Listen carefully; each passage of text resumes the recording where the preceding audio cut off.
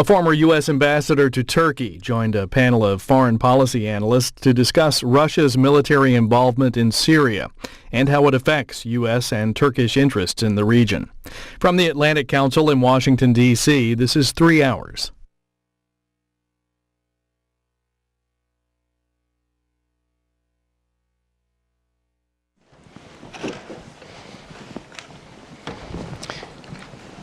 Thank you, John and Alina, for getting us all started today. I'd like to join in welcoming everyone to the Atlantic Council. We take great pride in bringing voices from the region whenever we discuss regional events. We take great pride also in being multidisciplinary, cross-disciplinary. In this case, we have the Eurasia Center and the Rafiq Hariri Center for the Middle East working together on this fundamentally cross-regional issue and problem today, even as American diplomats and Russian diplomats and Middle Eastern diplomats are all together in New York wrestling with the same problem we'll be discussing here today. So I would like to just go right to our experts to begin speaking. I should note that both of our principal discussants here today will be speaking from papers that they'll be presenting early in the new year. They'll be publishing, so you're getting a pre-publication taste of what they'll be coming out with. So, Ambassador Hoff, if you'd like to begin. Well, thank you, Frank. This the paper to which Frank refers that'll be published, I think, in the new year, rests basically on 5 assumptions.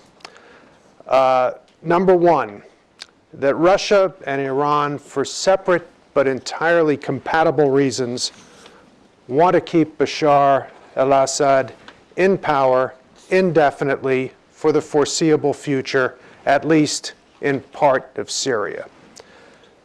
Second assumption is that the nature of the military campaign being waged by Russian aircraft and Iranian-assembled militias in Syria against armed groups, not ISIL, fighting the Assad regime, defines Russian and Iranian priorities in Syria. For both, the battle against ISIL seems to be a Potemkin pretext for assembling forces aiming to eliminate alternatives both to Assad and ISIL. Third assumption underlying this work is that for Iran, keeping Assad in power mainly has to do with Assad's willingness over the years to subordinate Syria to Iran on all matters related to Hezbollah in Lebanon. Keeping Hezbollah fit to fight Israel and politically dominant in Lebanon are crucial Iranian national security priorities. Assad has delivered. Iran fears that there is no constituency for this particular relationship in Syria beyond the ruling family and its enablers. It sees Bashar personally as embodying whatever residual legitimacy is left to this regime. Fourth, for Russia, Assad's continued incumbency proclaims Moscow's return to great power status. Putin claims that Washington has been on a democratization and regime change jihad since 2003 in Iraq. He wants to stop it cold in Syria. He wants ideally to confront President Obama with a binary choice between the barrel bomber on the one hand and Caliph Baghdadi on the other. He wants President Obama to eat his 2011 words on Assad stepping aside. Russia, I believe, sees the Vienna diplomatic process as a time-buying instrument. Russian military operations in Syria are fully consistent with the goal of forcing binary choice on Washington. But it'll take time to create the requisite military facts on the ground. An extended process can provide time, although I have strong doubts that Russia militarily will be able to achieve this objective. Now, These assumptions, these 5 assumptions, might either now or in the fullness of time prove to be absolutely erroneous. Russia and Iran may come to see Bashar al-Assad as expendable. John Kerry may persuade them that a continuing political role for this regime is indeed poisonous to the prospect of a united Syrian front against ISIL. I think they already know this. It's just that their interests lie elsewhere. But this is just my opinion. On the other hand, the Russians may actually think that the Turkmen they're currently pounding in northern Latakia province really are ISIL. Maybe Iran thinks that there is a genuine appetite in Syria for subordination that transcends the Assad family. So because my assumptions may be wrong, I've tried to devise an alternate Syria strategy for Obama administration consideration that would not be at odds with the current Vienna process. My proposed alternative is based on an assumption about the kind of Syria President Barack Obama ideally would like to hand off to his successor. Such a Syria, I think, would have the following characteristics. 1, ISIL would be gone. 2, Assad and his entourage would be gone. 3, Syria's territorial integrity would be intact. 4, an inclusive national unity government in Damascus would consolidate stability, protect vulnerable groups, preserve governmental institutions, including the military and qualified staff, pursue accountability and reconciliation, facilitate humanitarian assistance, and begin the processes of reconstruction, reform, and constitutional overhaul. And finally, in this ideal Syria that Barack Obama would like to hand off, refugee return and reintegration would be underway. Now, bringing about these 5 characteristics, or at least making significant progress in achieving them, would form the objective. The strategy I'd like to think about would involve 3 elements. 1, defeating ISIL militarily in eastern Syria, ideally before another Paris-like incident. This would require a ground combat component powerful enough to close with and kill the enemy.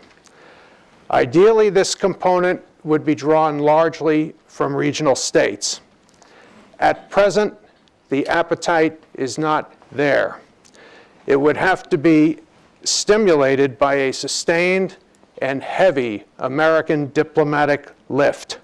It would have to include American skin in the game.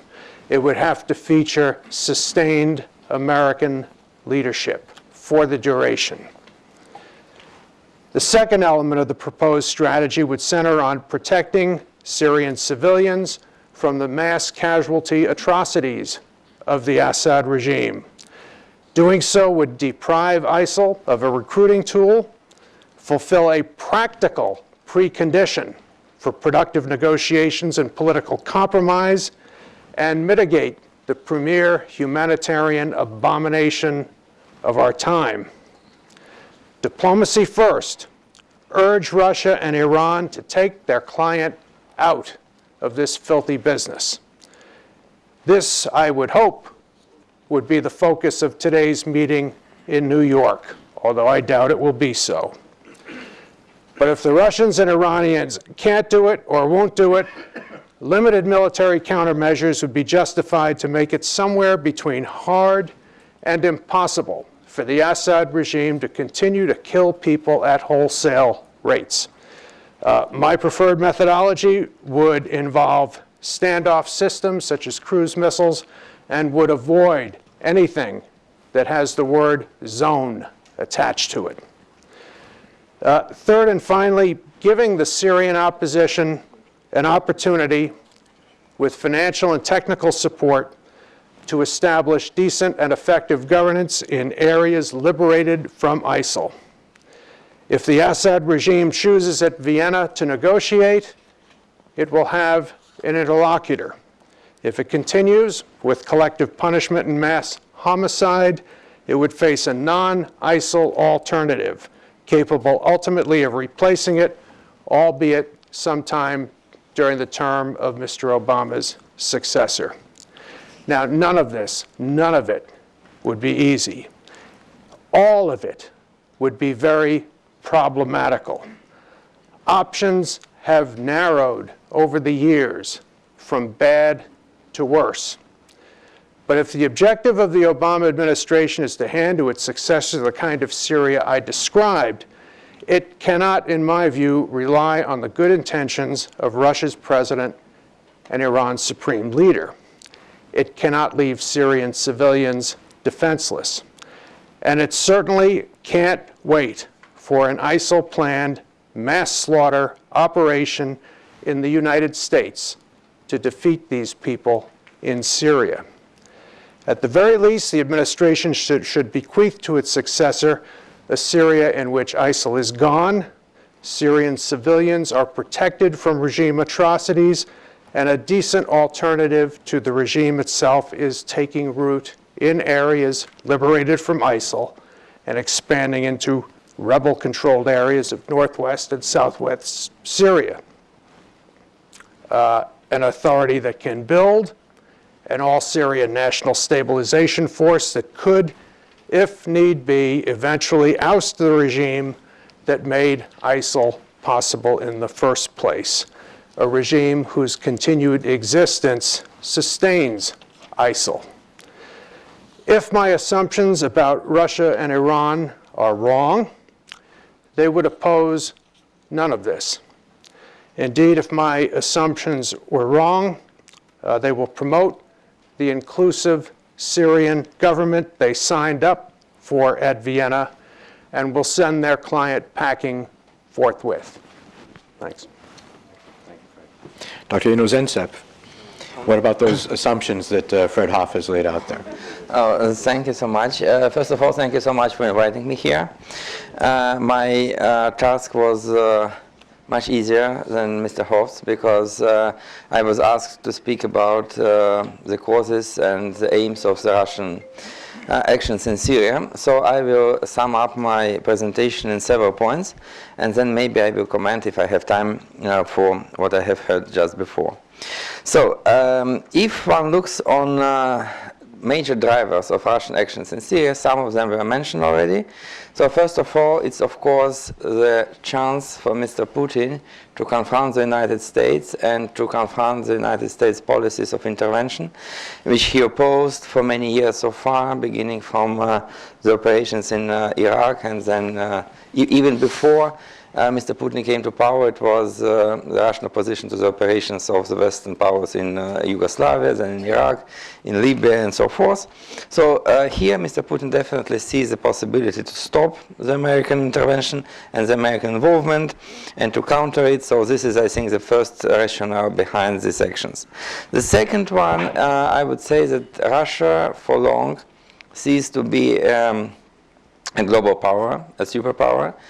And all the actions in Eastern and Central Europe and in Ukraine in the last months, they are also putting at risk Russia's position as even the regional power. I think Mr. Putin wants to, by intervening in Syria and claiming Russia is once again a global power, just to draw attention to his homeland as to the regional player. Of course, actions in Syria are not the global actions and the actions of superpower in the Soviet sense, but nevertheless, it's some kind of claim for renewed regional status. So it's just calling for take me serious once again. And the next point, of course, is that using the possibility that the Western countries are definitely challenged by the terrorist threat, Mr. Putin wants to to find some common ground with both the United States and Europe on the anti-terrorist or counter-terrorist agenda, and to find out some grounds to restore the troubled relationship between Russia and the United States and in the West in general, which are in very bad shape after Ukrainian conflict. So these are, I think, the three drivers. And there are more concrete issues, 5 of them domestic, 3 international. Domestically, first of all, it's of course Mr. Putin wants to have a small war outside Russian borders and even outside the post-Soviet space, for claiming and for showing his fellow citizens that Russia is staying off of its knees, and it's now once again active in the global arena. The second point is, of course, the change of focus from economic issues, which were critical for Mr. Putin during his first 10 years in power, to political ones and to geopolitical and to military issues, because economy is doing not so well, as everybody knows, and since Mr. Putin returned to the Kremlin, the GDP growth rates are falling down from around 4.9% in the first quarter of 2012, when Medvedev was still president, to turning red now, and we have, I think, around 4% of GDP slump this year. So Mr. Putin needs to turn attention from the economic issues to political issues, and more to geopolitical and to military ones. So this is also an element of his strategy. The third one is, of course, to turn the attention of Russian citizens predominantly from Ukrainian issues, which are now exhausted, to a new one, to a new battlefield, because everything which happens now in Ukraine is not so encouraging, and Mr. Putin really doesn't have any strategy to go out from eastern Ukraine. So therefore it needs another hot point in the world to present himself as a hero there.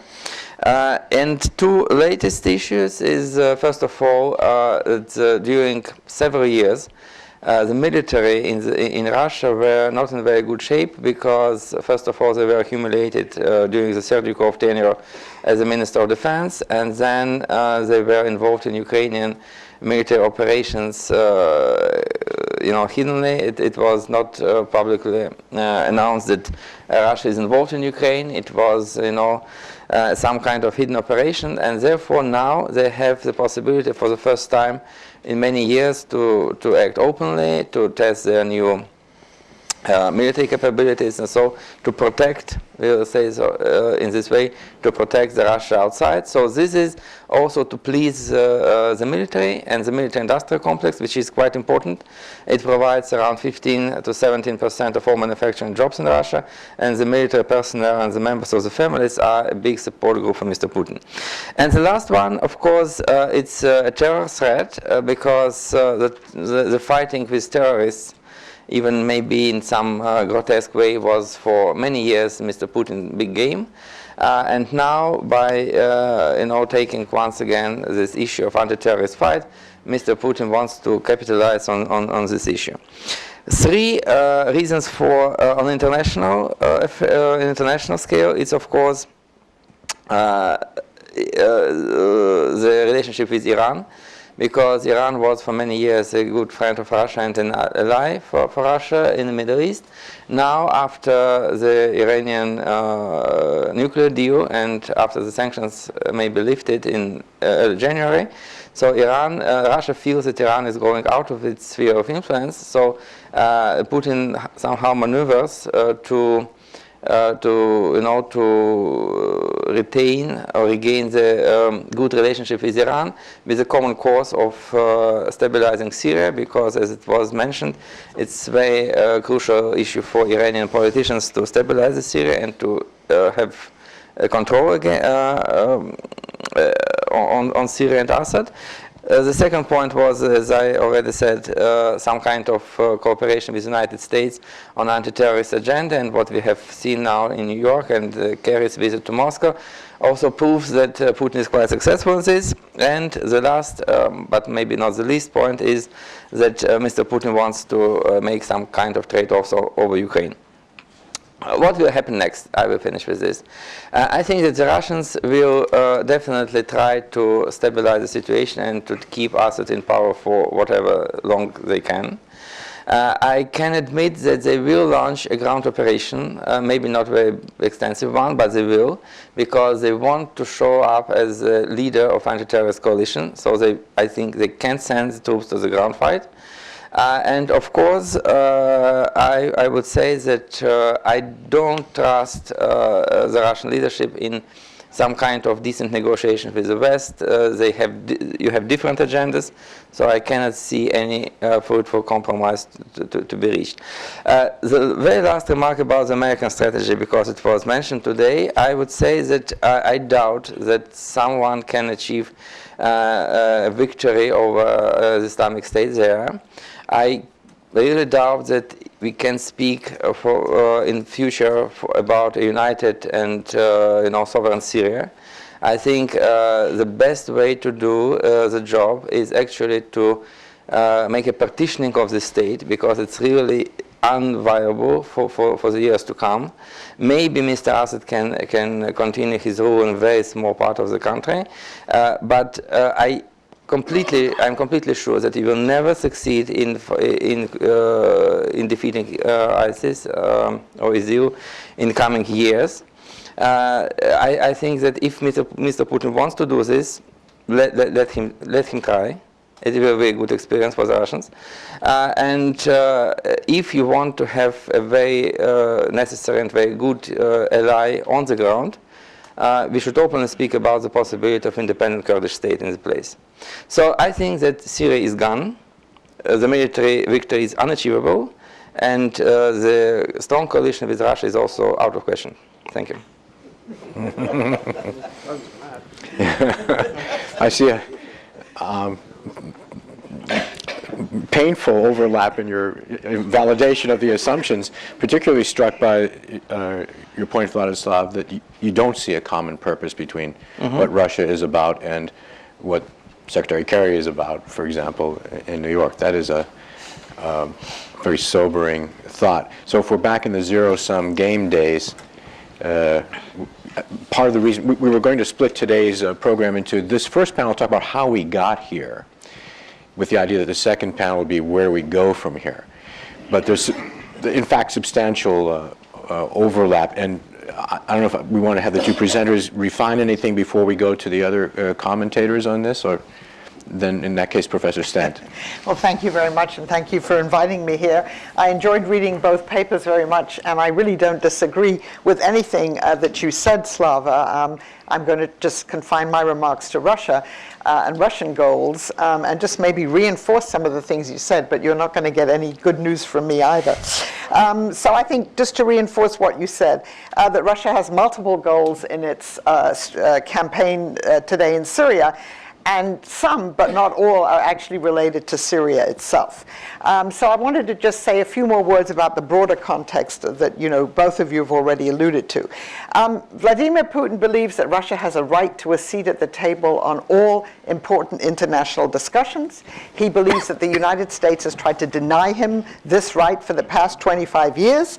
And so he wants to show that he is back, and to insist that the US and its allies recognize that Russia's interests here are as legitimate, if not more legitimate, than the West's goals. So he's really forced the United States to deal with him, really since this began, after the US and its allies for 18 months have tried to isolate Russia because of what's happened in Ukraine. And I think he's been quite successful in that, because right now he's the sort of go-to man if you want to get something done on Syria, as we saw with Secretary Kerry's visit to Moscow a few days ago. Now, I think a second context here is that Putin does believe that not only that Russia has a right to a sphere of influence in the post-Soviet space, and he's been trying to get the West to recognize this. He talks about the need for a new Yalta and things like that. But I think he by now believes that Russia has a right also to reestablish its influence in areas beyond Russia, particularly the Middle East, where the Soviet Union had quite a lot of influence, and of course where Russia lost this after the collapse of the Soviet Union. And we see this, I see this as a broader strategy of Russia to recoup its influence in the Middle East. If you look at the last 6 months, we've had the leaders of Egypt, Saudi Arabia, Jordan, Kuwait, the United Arab Republic, and Israel visit Moscow. Saudi Arabia, at least on paper, promised a $10 billion investment in Russia, which would be mainly in the agricultural sector. We were talking about this with Mark Katz beforehand. That may well not happen. If it did happen, it would be the largest single investment in Russia. And given the history of Russia's relations with Saudi Arabia, that is in itself a very interesting data point, if you like. And then, of course, the new element in Russian policy in this part of the world since the Soviet collapse has been this burgeoning Russian-Israeli relationship, and the fact that from Israel's point of view, Bashar Assad may not be their desired leader, but he's certainly from their point of view better than what might come after him in terms of Israel's own security. So this really is Russia wanting the West to recognize that it has a right to reestablish its influence in this part of the world. I also agree with Slava that a lot of this is about domestic politics in Russia. I won't go into this, but obviously you have, as you point out, a failing economy, low oil prices. I mean, they keep going down, under $40 a barrel now, economic stringency, and therefore it's very important to keep burnishing this enemy image of the West, of the United States, and now it's Islamic State. Ukraine has disappeared from Russian TV. It's all international terrorism now. I mean, Putin has to keep showing himself as a very strong leader who can deal with these threats to Russia. And I think there's a basic paradox that you see here at the moment, because the United States continues to be demonized in Russian media. And if you listen to some of the statements made of officials, we had Mr. Narishkin a couple of days ago saying it was time to abolish NATO when he was speaking in Serbia. So you've got the enemy image of the United States, but you also have now the public face, and Mr. Putin again saying in his press conference, very interesting press conference yesterday, that yes, Russia and the US, the two big powers, should join together and lead this coalition against Islamic State, and it's going to be like the anti-Hitler alliance during World War II. Then you really have to ask yourself, is there some kind of a cognitive dissonance between these two approaches to dealing with the United States? Just a couple of comments on the Russian view of President Assad, and this has already been said. From Putin's point of view, the support for Assad has to do with Russia's own goals in Syria, but it also has to do with this very neuralgic issue of regime change. So Vladimir Putin is putting Russia forward as the champion of established, sovereign governments all around the world. Obviously, from the Russian point of view, a secular strongman in Syria is far preferable to anything else. But putting Russia forward as a defender of these kind of rulers in that part of the world, as opposed to Russia, the status quo power, as opposed to the US that goes around the world trying to do regime change. I found it very interesting that Mr. Kerry actually said finally in Moscow, we're not interested in regime change, which I don't think any US official has quite said that way before. And so from the Russian point of view, President Putin's pointed out the U.S. abandoned Hosni Mubarak, it abandoned Muammar Gaddafi, it's abandoned all these leaders. And so this is all about supporting, a legitimately, from Russia's point of view, elected leader in this part of the world. So I think... and I think another interesting thing is at the Valdai conference in October in Sochi, Mr. Putin said that Russia doesn't really distinguish between Islamic State and other opposition groups in Syria, that as far as Russia is concerned, they're all terrorists. Now, I know we've had some other things said recently, and then there was that question, did Putin really say that Russia was supporting the Free Syrian Army? And then Mr. Peskov walked it back. But I think there's also that kind of feeling that you cannot really distinguish between the different groups in Syria. So I think going forward, it's I think it's unlikely that the U.S. and Russia are going to really be able to work together to form a coalition to defeat the Islamic State. I agree with what was said before, that for Russia, Islamic State isn't the issue. It's supporting the Assad government, maybe a government that might come afterwards, as long as Russia has a say in what that government is and retains its influence there. And so I think it's highly unlikely that this is going to work. Nor can I really see Russia and the United States agreeing on a transition in Syria, because again, it's a fundamentally different view of Mr. Assad and what might happen after him. And I think the best that's going to happen between the U.S. and Russia is, to continue to deconflict our air operations, and we'll continue talking in all of these different fora, but I think that's the most that we can accomplish. More support for the thesis. Professor Krantz. All right, well, I'd like to thank the Atlantic Council for inviting me as well, and have certainly both papers I thought were extremely interesting. In fact, with Fred Hoff's, I agree with just so much of it. I especially agree with his points that Russia and Iran are more focused on supporting Assad than on defeating ISIL. Also that Moscow sees support for Assad as important for defeating what it sees as America's democratization jihad. Moscow seeks to eliminate all Syrian alternatives to Assad and ISIL, thereby leaving the West with the choice between Assad and ISIL ruling Syria, and presuming the West is going to see Assad as less worse as an alternative. I also think that he's right in saying that for Moscow, the main utility of the Vienna negotiating process is that's a delaying tactic during which Moscow can support Assad, and it's not an actual conflict resolution process. I agree with his overall critique of the Obama administration policy, calling for Assad to step aside, at least they used to, but not doing anything either to make this happen or to stop Assad from targeting his own population with conventional means. I do disagree with Hoff on one point. He argues that it's necessary to defeat ISIL in Syria in order to prevent further attacks such as the recent one in Paris. It seems to me that even if ISIL was completely eliminated in Syria, such attacks could still occur. ISIL exists in many other places besides Syria.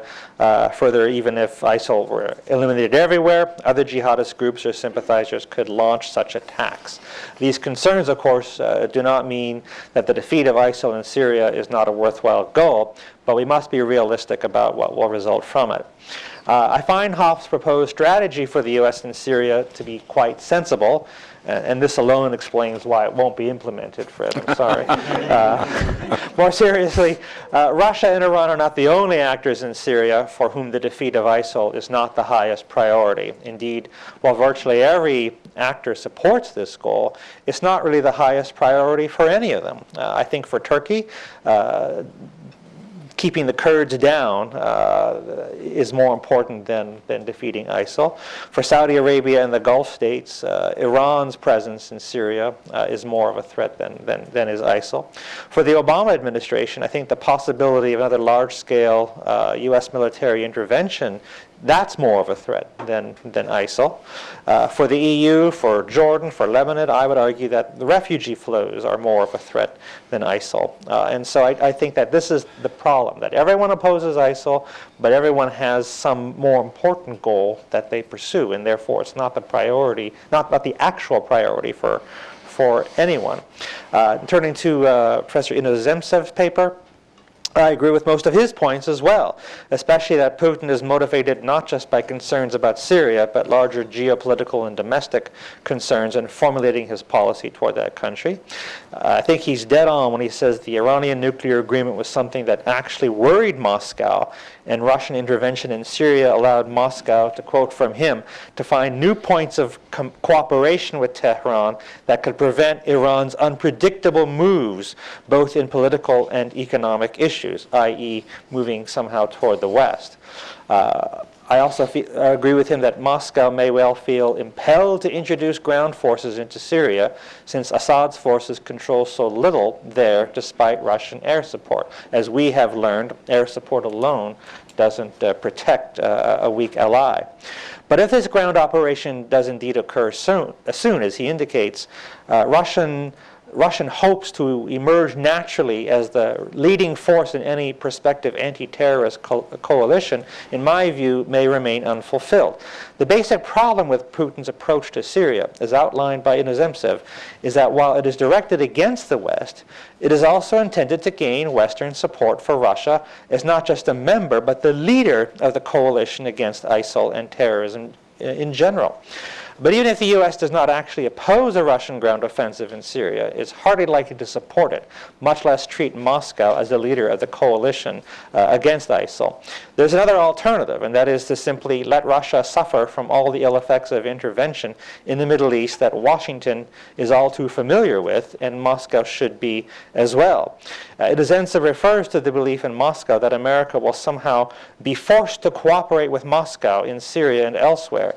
But this is not inevitable by any means. Indeed, there are those in the West who may calculate that at a time when Russian hostility toward the West is rising, it's much better for the West if it's Russia and not the West that's bogged down in an unwinnable Middle Eastern conflict. Many would argue, of course, that the Obama administration does not think in such Machiavellian terms, and that the recent visit by Secretary Kerry to Moscow, during which he reportedly backed off from Washington's previous position that Assad had to go, to agreeing with Moscow's position that the Syrian people should decide, proves this. Now, I think in John Kerry's defense, I'd like to say that he and Mr. Lavrov clearly have different expectations about just what it is the Syrian people will decide about Assad, but that obviously this is a change in approach, and one that Moscow welcomes. And this leads me to an observation about Putin's call for a broad alliance against ISIL, similar to the broad alliance against Hitler during World War II. Everyone is familiar with the adage, "The enemy of my enemy is my friend." But there's another adage about alliances that goes as follows. When the purpose of an alliance comes to an end, the alliance itself comes to an end. When Hitler was defeated, the Western allies in the Soviet Union quickly disagreed about who should govern in Eastern Europe. What this suggests is that if ISIL is defeated, or its strength appears to be significantly degraded, differences about who should govern Syria among the coalition partners fighting ISIL will reemerge as strongly as ever. If Inozemtsev is right that Moscow intends to deploy ground troops to Syria, then Putin may calculate that their presence there may be the deciding factor about who rules Syria, just as the presence of the Soviet army in Eastern Europe at the end of World War II was the deciding factor about who came to power there. Now, Sunni powers, led by Saudi Arabia, though, may see what became of the Soviet occupation of Afghanistan in the 1980s as the guiding analogy for what could happen to what they will see as a Russian occupation of Syria.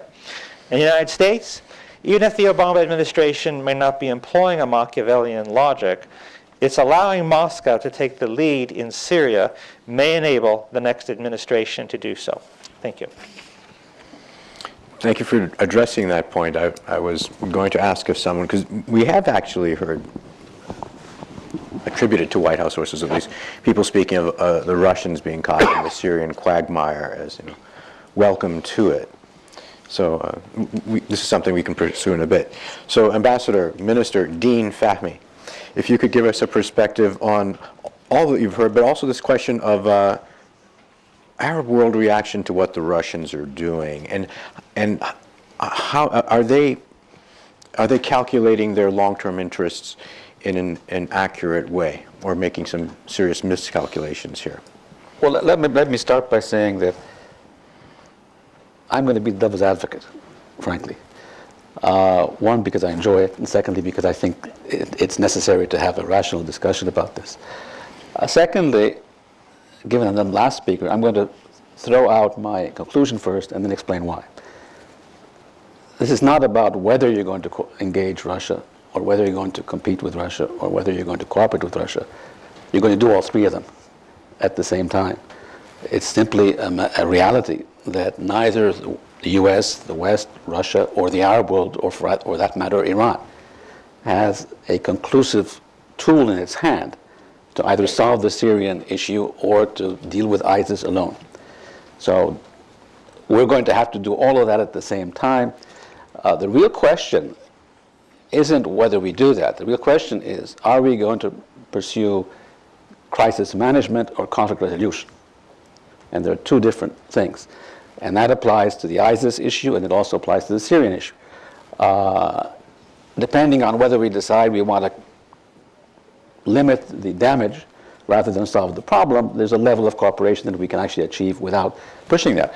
On the other hand, if you're trying to resolve the problem, then there's going to have to be a grand bargain, not only between the US and Russia, but also among regional players, because they will all have to make serious compromises that are strategic rather than tactical. Let me go back a little bit and try to address this Russian issue.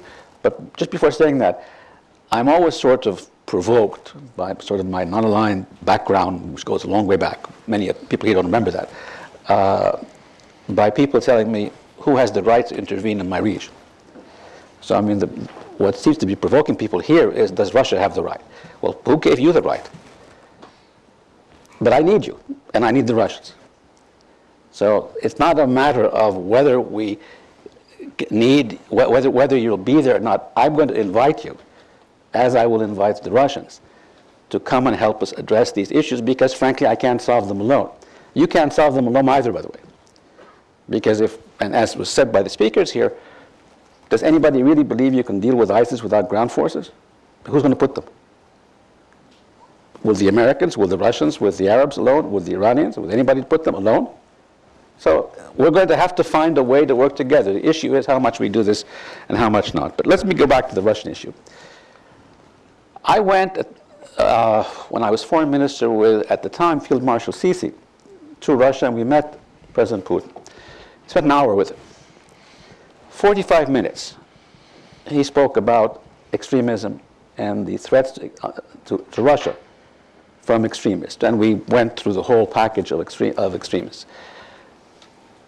10 minutes, Western arrogance, which is both personal and political. A few minutes on geopolitics. And then, of course, we spent a little bit of time, I mean, in at least Egyptian terms, an hour is more than 60 minutes, so it's, we spent some time on Egypt, Russia per se. I actually believe, and it doesn't contradict what's been said or what's in the papers here, but it complements that. I think those are the reasons driving him. I think he is serious about being concerned about extremism. There's no question that he is angry about how he's perceived that his country has been treated by the West, and that he has geopolitical interests. That's no question either. Clearly he has those interests. My question to all of you, frankly, is, can you do it without the Russians? Since you can't, then it's how you do it with the Russians rather than whether you give the Russians a role or not give them a role. And nobody here is, looking at the age bracket here, very few would be naive, frankly. Nobody here believes that any of us pursue policies without an interest. So we obviously have an agenda, obviously have an interest. But the positive side that I see in all this is we all know we cannot do it alone. So there'll be a point in time where we will have to start engaging the others, and probably there will be setbacks where we move away. I am, from my contacts with the Russians over the last year, they know very clearly that their military operations are not sustainable long-term, that they need to move from that phase to a political phase. And I would argue also, I don't think that the Vienna talks took us to a new level, but there's no question that the intervention by the Russians created a sense of urgency, be it that the West got scared that they're going to play their role again, or on the ground that all the parties came together for the first time, the regional parties as well, and came to Vienna. It created a sense of urgency that this issue has to be dealt with.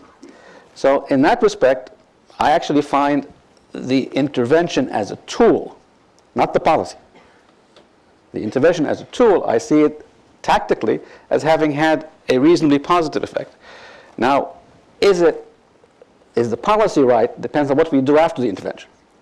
In other words, if this ends up being different parties simply using force without a policy paradigm that we work on to try to solve the ISIS issue or the Syrian issue, then you're going to have a lot of different forces on the ground, and it's going to be very, very dangerous for all of us. And therefore, the result would be this is much more negative than positive. But if it causes all the different parties, be that, as I think Henry Kissinger said recently, that the Russians have been out of the Middle East, or at least most of the Middle East, since after the '73 war, and now they're back. Well, they're back. And they're back for a reason. Nobody else was there, and there were a lot of problems. But as a Middle Easterner, frankly, I will engage the West as much as I can to help solve what's happening in the Middle East, and I will engage the Russians equally so to help solve that.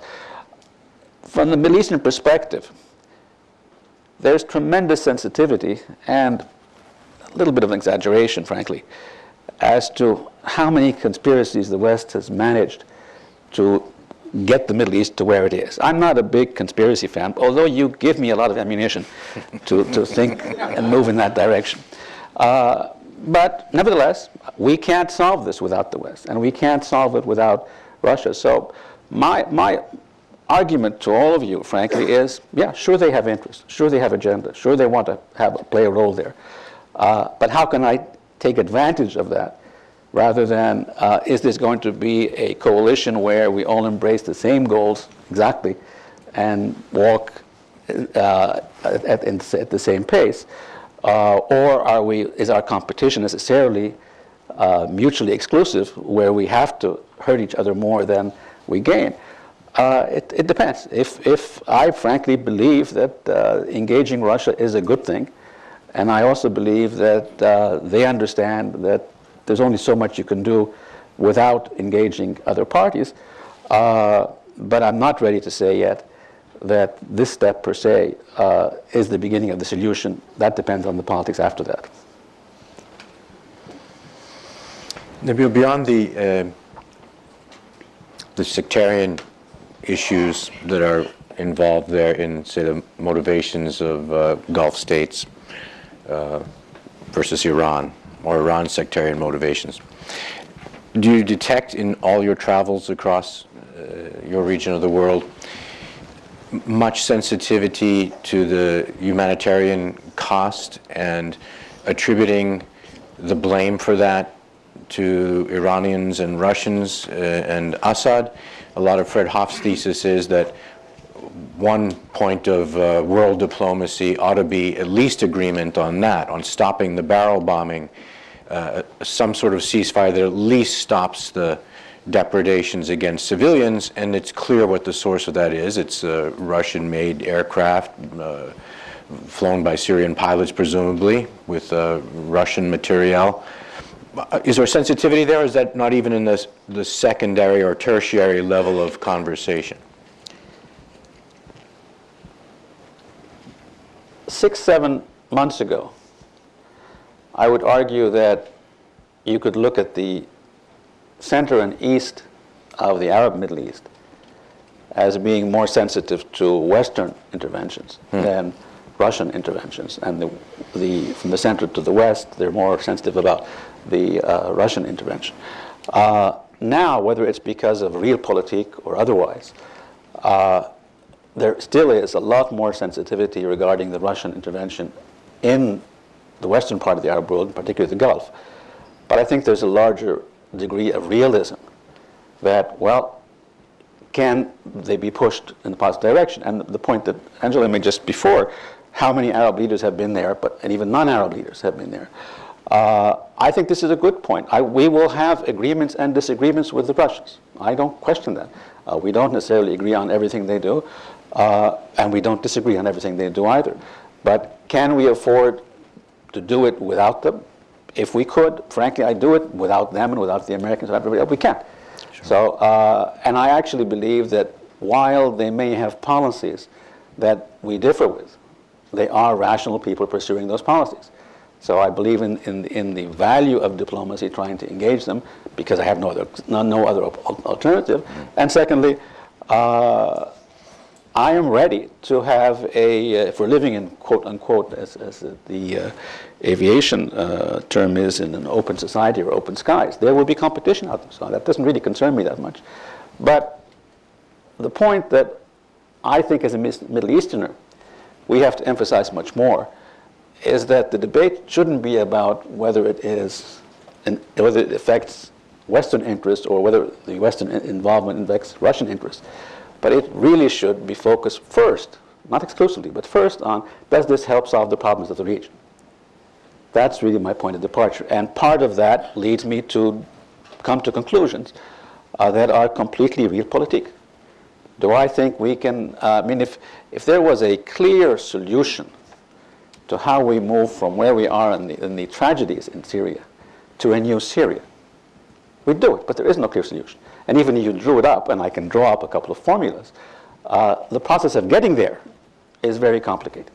And one of the issues that have been raised, well, how long, first of all, does or does he not, and then how long, if he does, Bashar stay into the process is one of the questions. Clearly, you're negotiating about a new Syria. It shouldn't be the reinvention of the old Syria. But to get there, I can't simply talk to my friends. I have to talk to the other parties on the ground.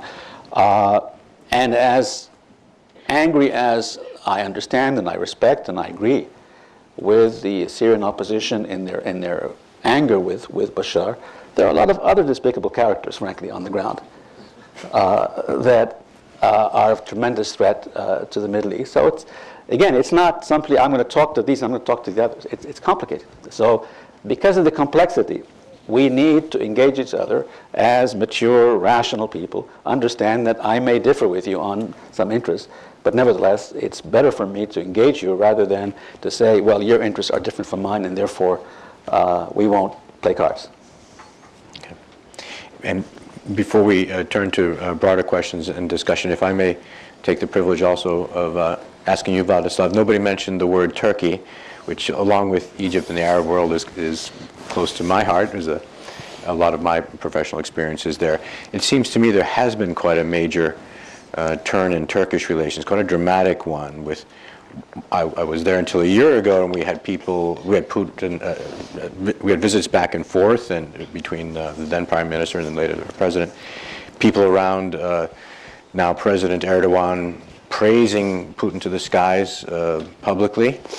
And then very dramatic turn even before the late November shoot down of the airplane in Russian-Turkish relations, going back almost to a Cold War kind of rhetoric, making us all rather anxious. Do you have any insight or comment on that and how that is playing and how that is factoring into Mr. Putin's outlook on the region and what he's trying to do in Syria?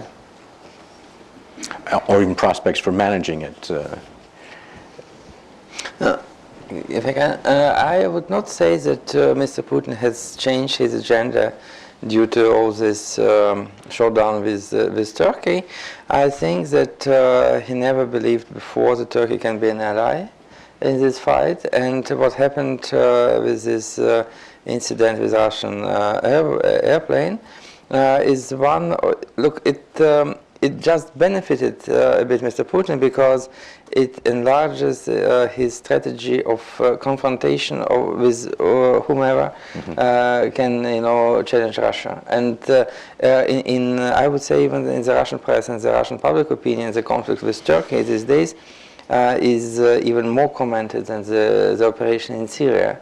And it's the continuation of Mr. Putin's policy of counter-sanction against the European Union, on closing the Egyptian flight to Egypt for Russian, closing the Egypt for Russian tourists, and now it's once again, it proves that Russia is strong, that it can somehow, abandon the economic relationship with anyone who can challenge the Russians. So that's it. It's from my point of view, what is going on with Turkey from Moscow, it seems so.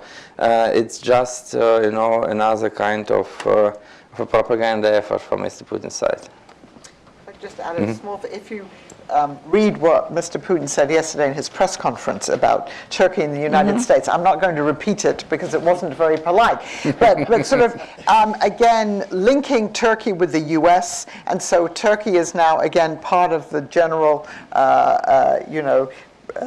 propaganda that you see in the Russian TV and what the Russian officials are saying about, the West being out to threaten Russia. And they've even had things on Russian TV suggesting that it was the U.S. that told the Turks to do this. So it seems to me that's, yeah. Actually, it's a link between maybe not Turkey and U.S., but definitely between Turkey and NATO. Yeah. But NATO is the U.S., definitely. right? Exactly. And Nabil, as far as the other Russian airplane that went down over Sinai, it looks like the two sides are overcoming that? Which two sides? Well, Egypt and Russia. No, we're not on different sides, frankly. The fact is the plane went down. There is an official committee that's investigating that, and they're bound by only coming up with public statements once they have conclusive evidence. So and I say this from past experience, having followed the Egypt air crash way back in '99, they can't come up and say, we expect this or we think it's this. They have to come out and say, this is the evidence that says so-and-so. So they will ultimately come out much later than intelligence sources or other government officials. The Russians have said that they think it's a terrorist act. So in terms of the public statements, there's a difference between the Russians and the committee, but the Egyptian government has not said anything because that's not its role per se. Whatever it is, it's a tragedy, and we need to find out what it is, and whether it was done by a terrorist or not. It's important to find that out, but nobody has questioned that if there is terrorism in this, and we haven't denied that as Egyptians, we will make that announcement. Frankly, in many respects, it's never going to be an excuse that we will use cynically, but if it is clear that a terrorist did it, that's much clearer answer than if you say, well, somebody got through your security system. So there's no reason for us to hide this, by the way.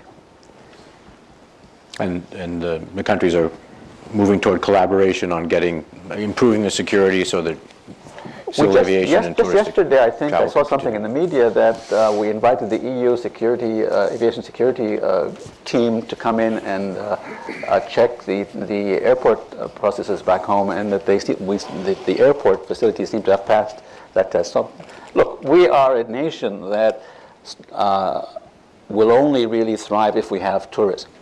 So we need to ensure that the tourists feel comfortable beyond how much it costs us. So there's no question we will make an extra effort to ensure that.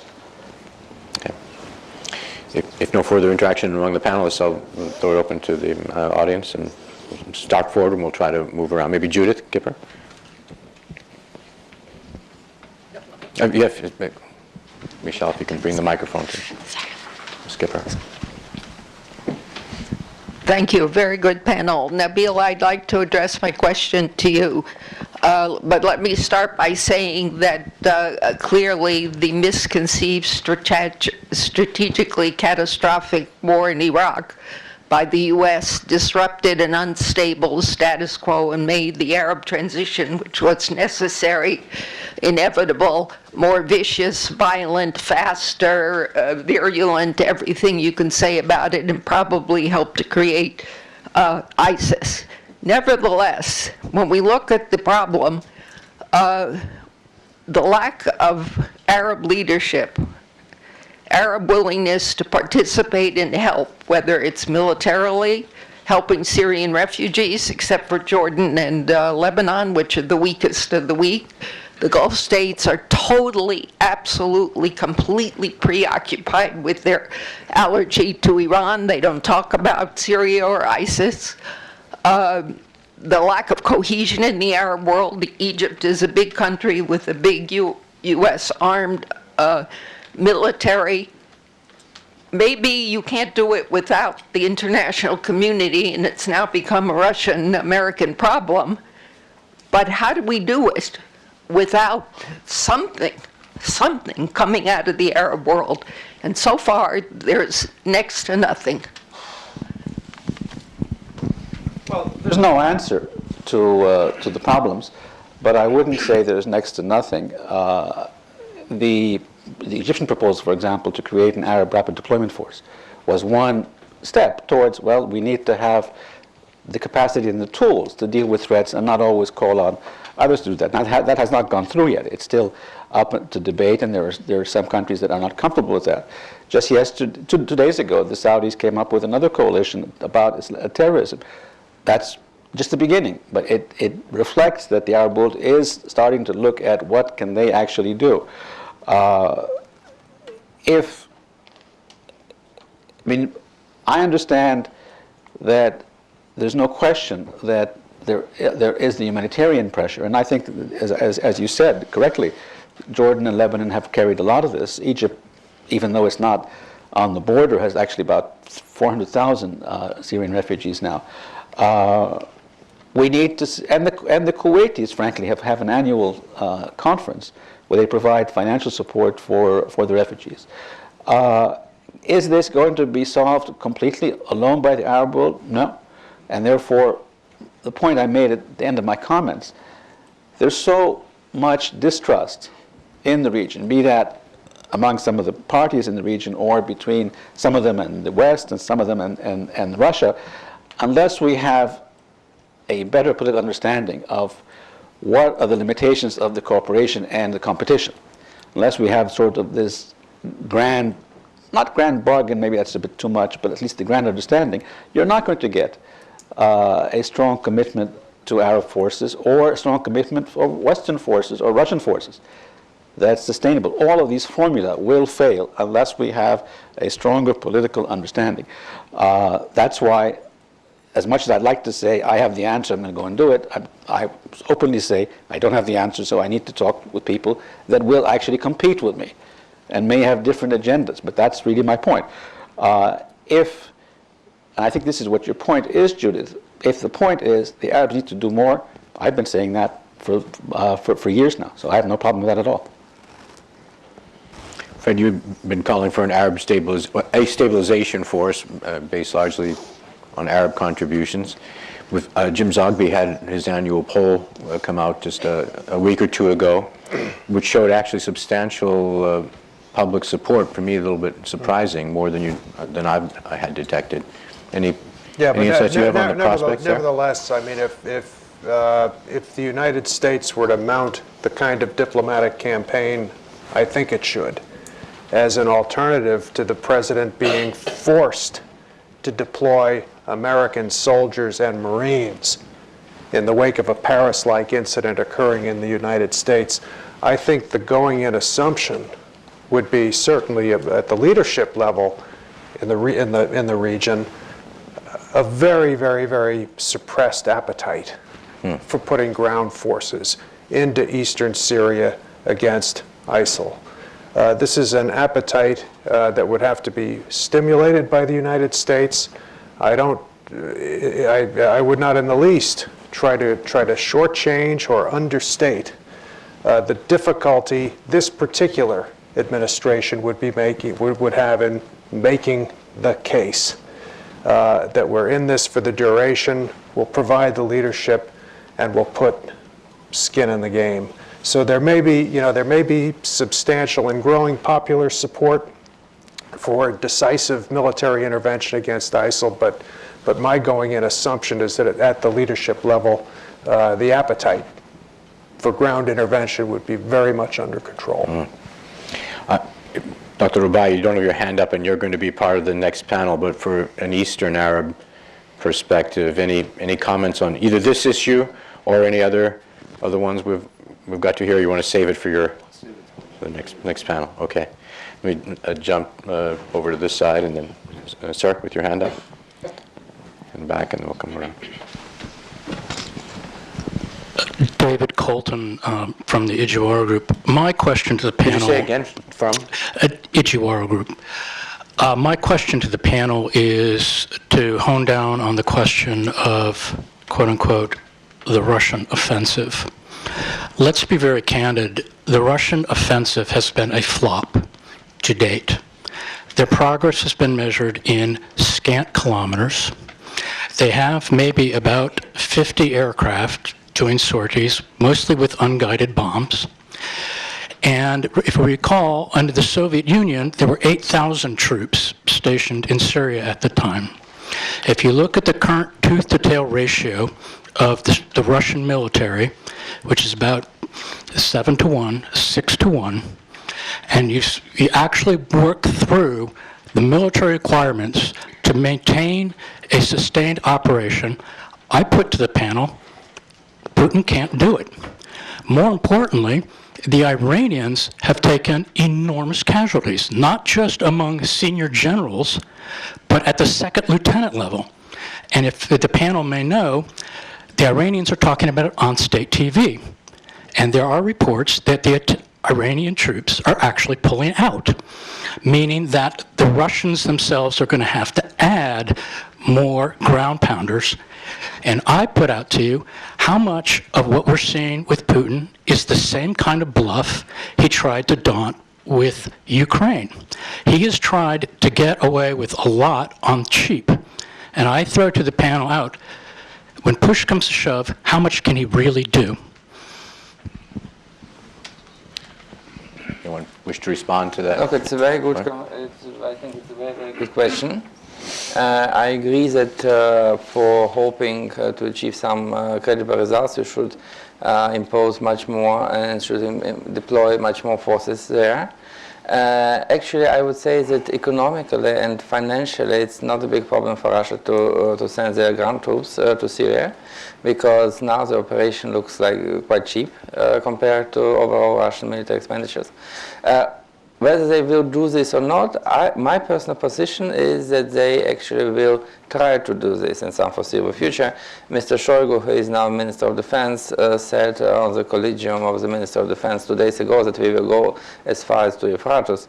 So I think that it may happen. And of course, I know that the Iranians are suffering a lot of casualties, and the Russians are studying the question. But the logic of the operation as it unfolds asks Mr. Putin to intervene on the ground. So this is my point. Of course, they will not succeed. This was my point. No one can succeed in fighting Islamic State at this point, except of the local forces, which I think they are Kurds. If the West and the Russians want to go further with this, they should have a good alliance with Kurds.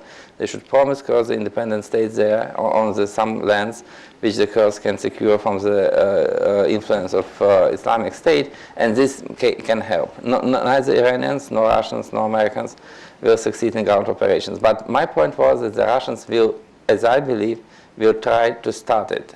How it goes further, I don't know.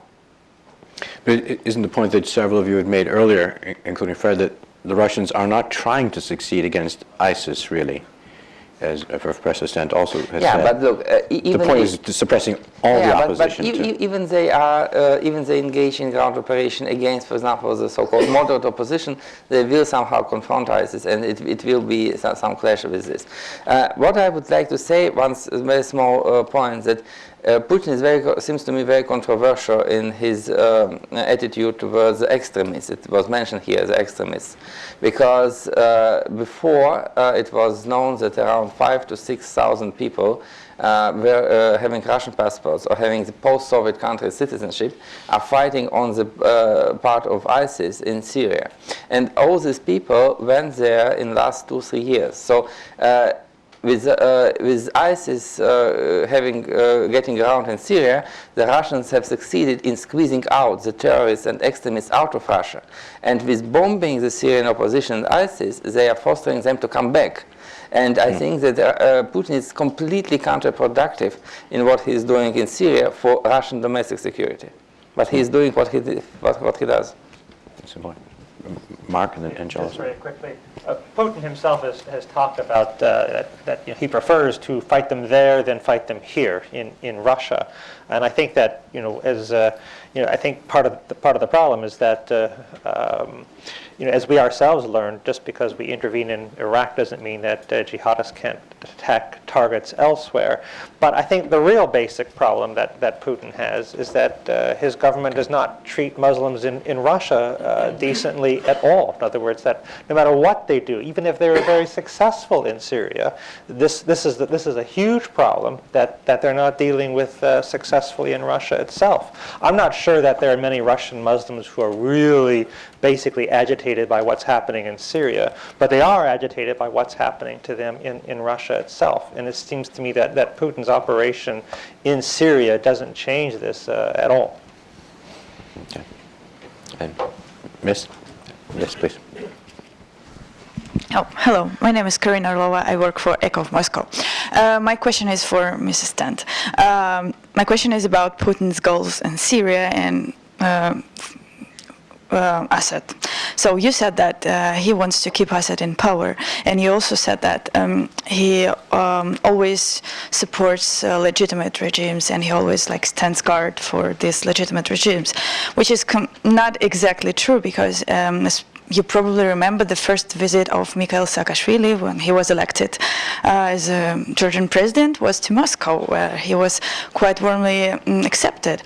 And moreover, Russia supported all those three presidents in Kyrgyzia: Bakiyev, Rosa Atambayeva, and Atambayev next. So, according to this, we cannot say that Putin always stands guard for legitimate regimes, which makes him what he is, probably a great opportunist. And so, when he says that he wants to keep Assad in power, it's just his words, and we all know that he is a liar. And this is not me criticizing him. It's just the matter of fact. He lies constantly and publicly. So do you have a question as well as the comment? Question is, how do we believe that his goal is to keep Assad in power? Don't you think that he will give up Assad as soon as it's will be as he needs it? So that's my question. Thank you. First of all, I think you misunderstood me.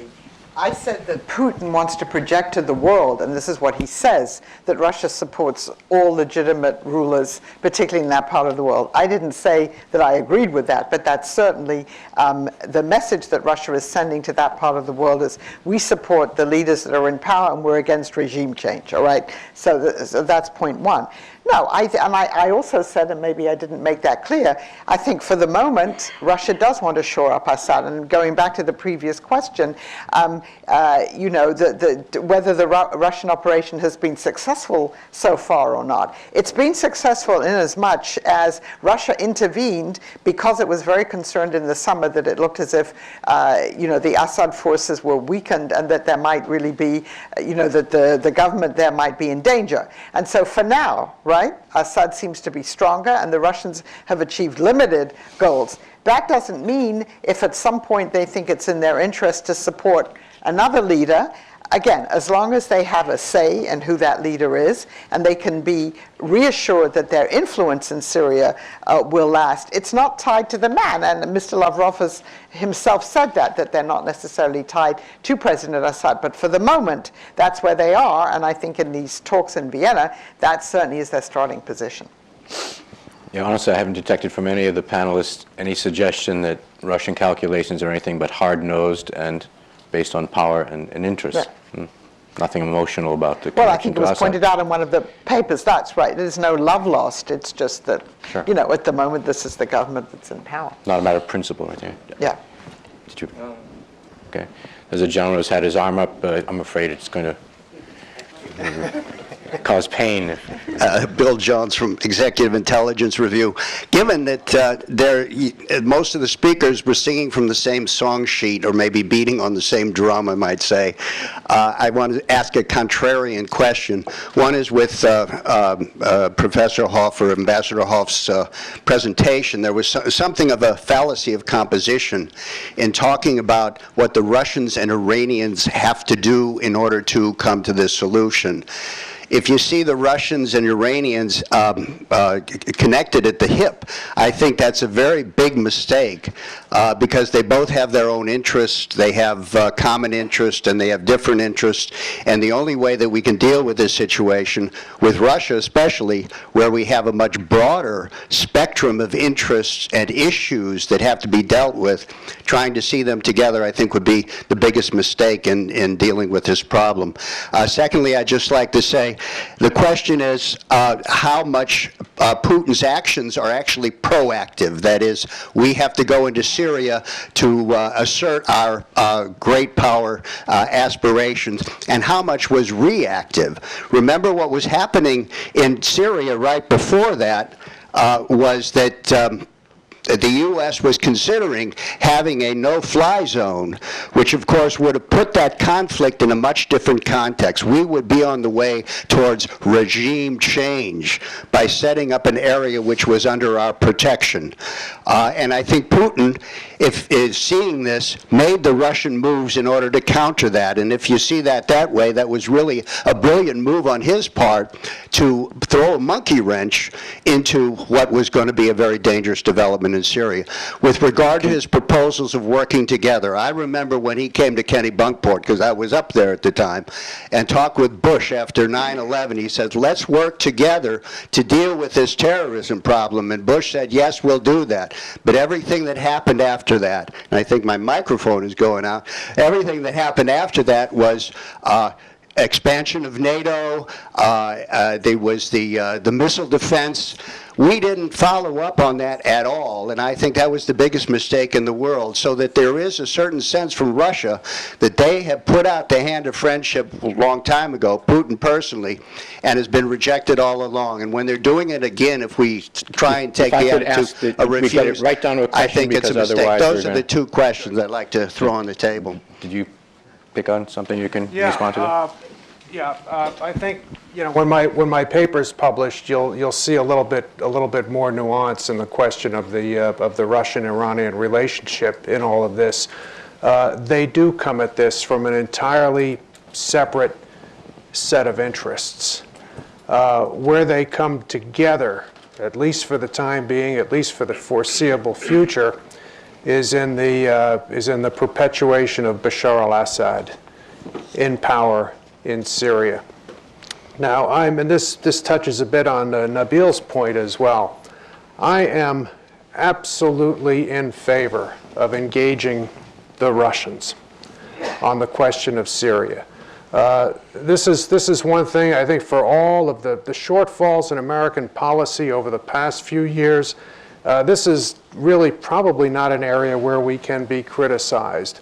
For most of 2003, John Kerry chased Sergei Lavrov, and when he finally caught him, he got a peace conference in Geneva that was an utter fiasco.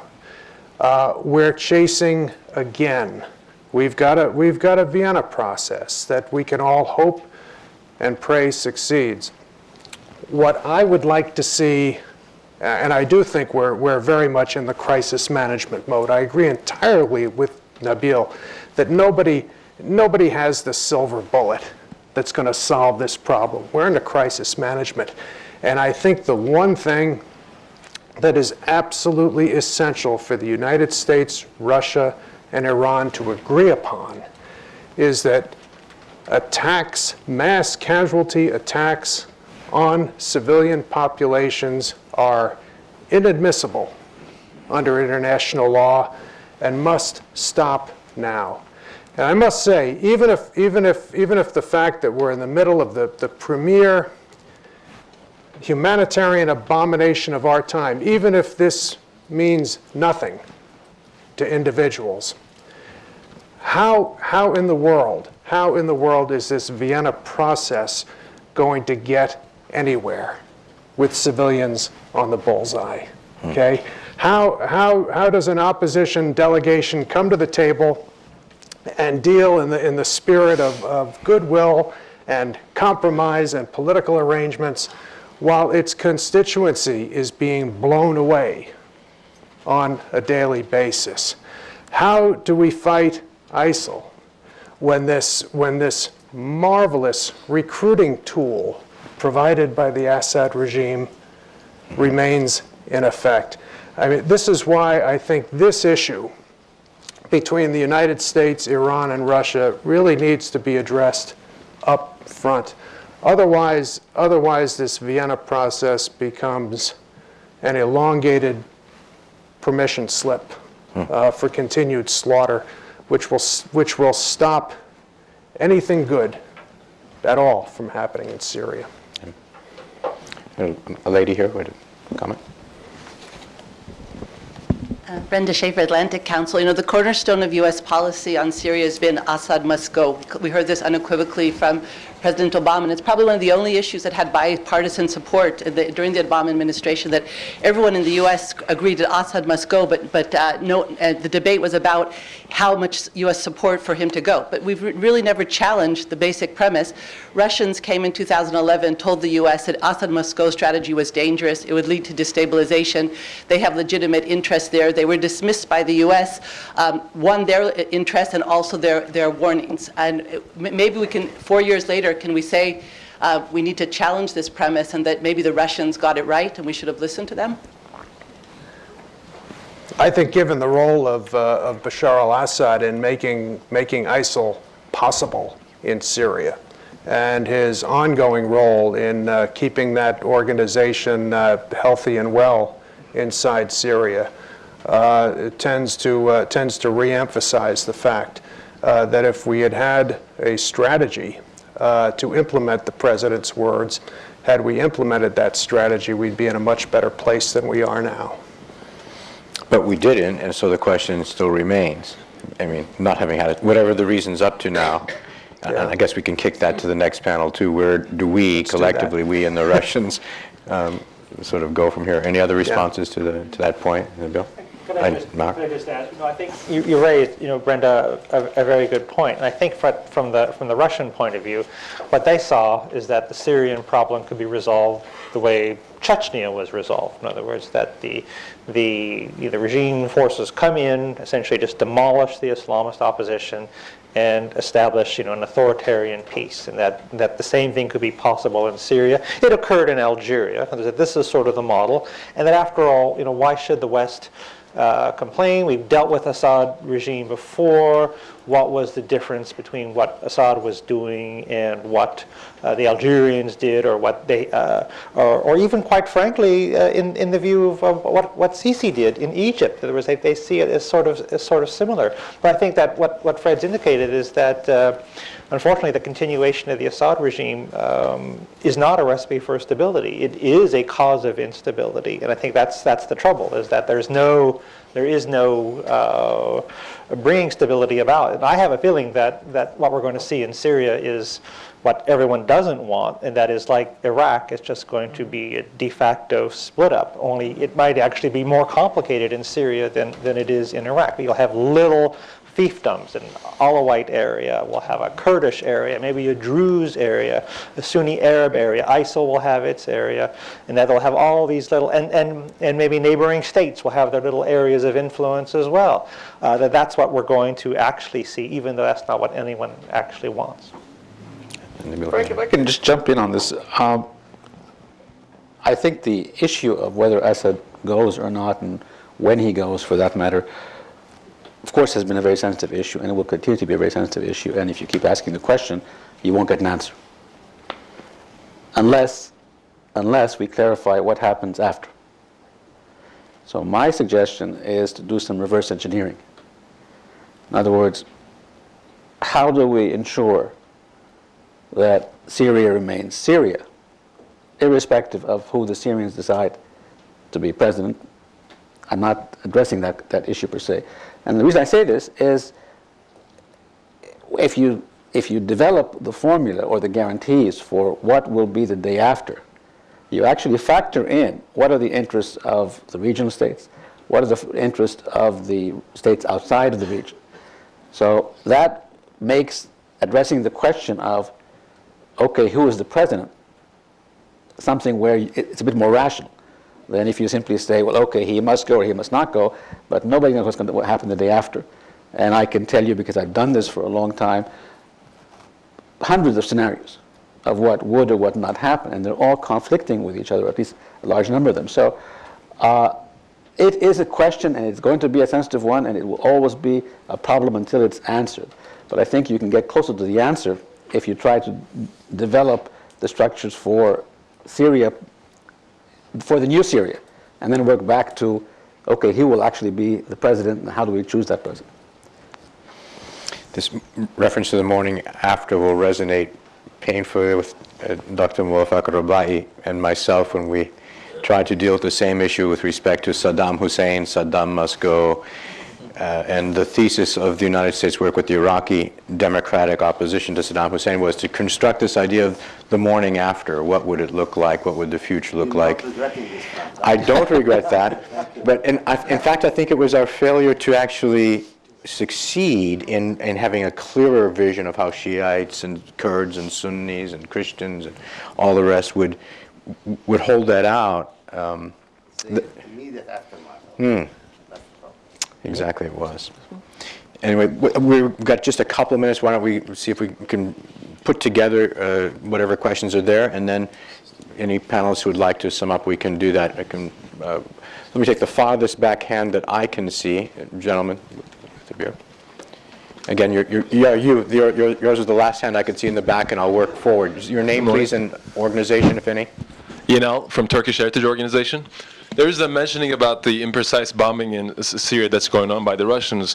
Yesterday we had a teleconference, and this guy from Syrian American Council, he mentioned that the number of people fleeing Syria has increased actually, and has been increasing. And a lot of them actually are going to Turkey, 2.2 million refugees currently in Turkey. I was wondering, I've never heard anyone talk about Russia if they're so interested in helping Syria and Assad. Are there any Syrian refugees in Russia, or what is Russia has been doing in terms of refugees? Okay, thank you. Sir, gentleman with the red tie. Ira Strauss, Committee on Eastern Europe and Russia and NATO. I'd like to thank our Egyptian colleague Nabil for asking us to be mature.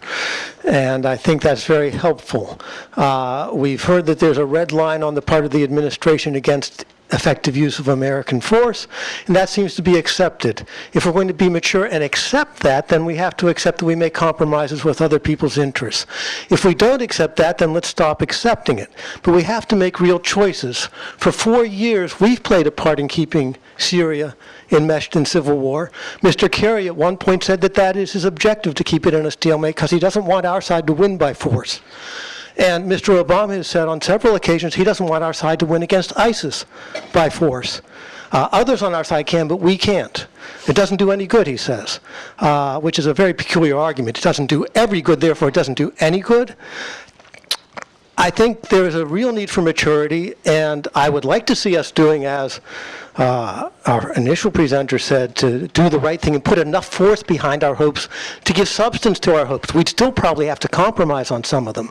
But in the absence of that, we'll have to compromise a lot more, with a lot more on things that seem unpleasant to us. And I would like to suggest to Mr. Katz, one can also say the grand coalitions might not solve everything. But to say it wasn't worth it to defeat Hitler because there was Eastern Europe, you didn't say that, but that seemed to be the logic. Therefore, it's not worth it to have a grand coalition against ISIS because we might disagree over the future of Syria afterwards, which wouldn't be a new Cold War as Eastern Europe was. So I think one has to rethink that kind of statement. Got it. Okay, thanks. Thank you very much. Maybe one more comment only, and then I think we're going to have to close. And so one more gentleman here with the white shirt. My name is Dimitri. Thank you very much. Very interesting. My question is, you said that you believe that the Middle East can't do it without the West and without Russia. Do you think the general population supports that idea, or there's people that just want the West and Russia to get out? And do you think Islamist extremism has increased over the last 10, 20 years, or they just have more avenues and resources at their disposal? More general comments on use of force and questions on popular opinion. People like to sum up and respond to any of these? Maybe starting from the bill and working this way? I'll just sum up by answering that question. Yeah. I don't want to repeat what I said before. I generally believe that the educated public understands that they can't, that in our world, cannot solve it alone, and therefore engaging both the Russians and the West, America and NATO and Europe and all that, is the only realistic way out, because frankly there is no support for the Arab world alone taking all the risk, nor is there a sense that they can actually succeed if they do that. So I think that exists there. The emotional public dislikes the Russians and the Americans equally, although Americans win a little bit on that. But that's not really where my concern is. My concern is who are the activists, who are the serious people who want to engage this. And I would argue the rational thinking is we need to do this together, really. Mark? Yeah, if I could just address the point about the Grand Coalition, I think that that the trouble is that there are certain patterns that we see in international relations. It's not a question of what wants to happen or not. And the fact of the matter is that the Grand Coalition against Hitler did not lead to a Grand Coalition going forward. That once the purpose of the alliance came to an end, the alliance came to an end. And I think that we have to expect something similar here. And I think especially with Putin's call for this grand alliance in particular, he works against the West in Ukraine in particular in 2014, 2015, and then just simply turn around, oh no, we're going to now, can we be allies together in Syria? I have a feeling that won't be the end of the story. As soon as he can pivot again, he will do so. I think the lady from Echo Moskvy understands the nature of Mr. Putin, and so I think that's we have to be very realistic. Yes, we're all against ISIL, but if it's defeated, we're not going to be agreeing on what should be continuing in Syria at all. I'll maybe just take off from that and go back to the question of what the Russians expected in 2001. First of all, the language about the anti-Hitler coalition was also used in 2001. So we should ask, why did it work in 2001 when Mr. Putin went to Crawford and met with Mr. Bush, and the relationship really seemed to be on the uptick then? That was because the Russians were very helpful to the United States in that initial phase in the fall of 2001 in the war in Afghanistan, because we agreed on who the enemy was. It was quite clear there wasn't a difference there, and it was in Russia's interest to have the US and its allies go in there and take care of a problem that had obviously plagued Russia and Russia's neighbors itself.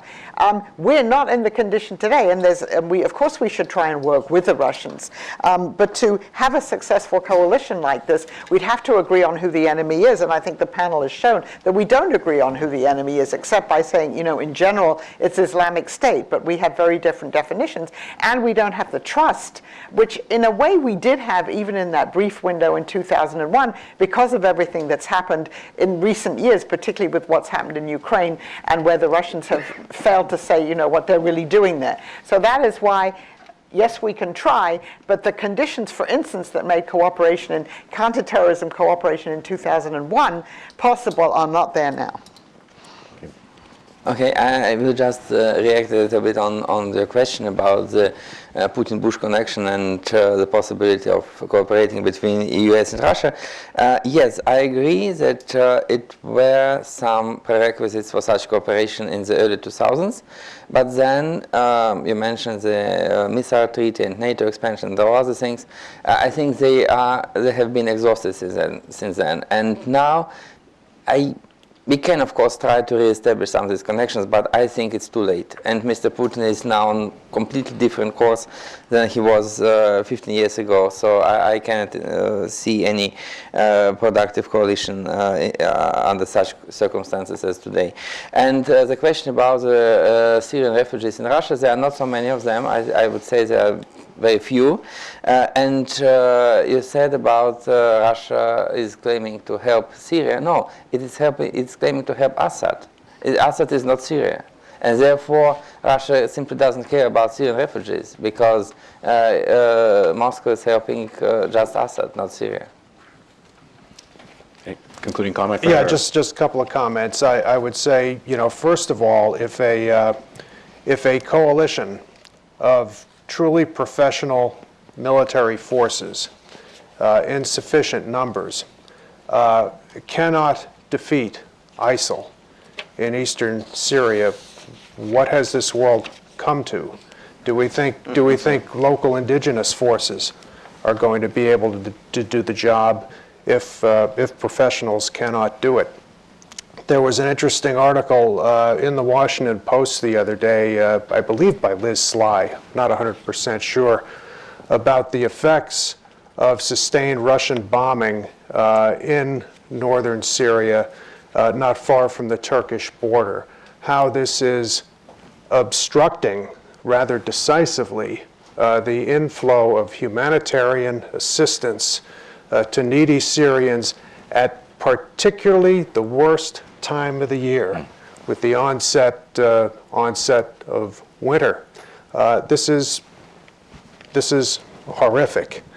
I think discussions, about the future of Assad, about the composition of the opposition delegation, these are all obviously very, very interesting discussions. But to the extent that they dominate this Vienna process, to the effect that the protection of Syrian civilians is excluded from the discussion. It is excluded from American, Russian, American, Iranian diplomacy. This process, I'm sad to say, would go nowhere. One would hope and think logically even that it ought to be a focus everybody could agree on. I'd like to thank everybody. We're only a couple of minutes over. We need to reconvene very, very promptly at 11:20, and we'll see you all in 15 minutes. Thank you very much to the panelists for coming.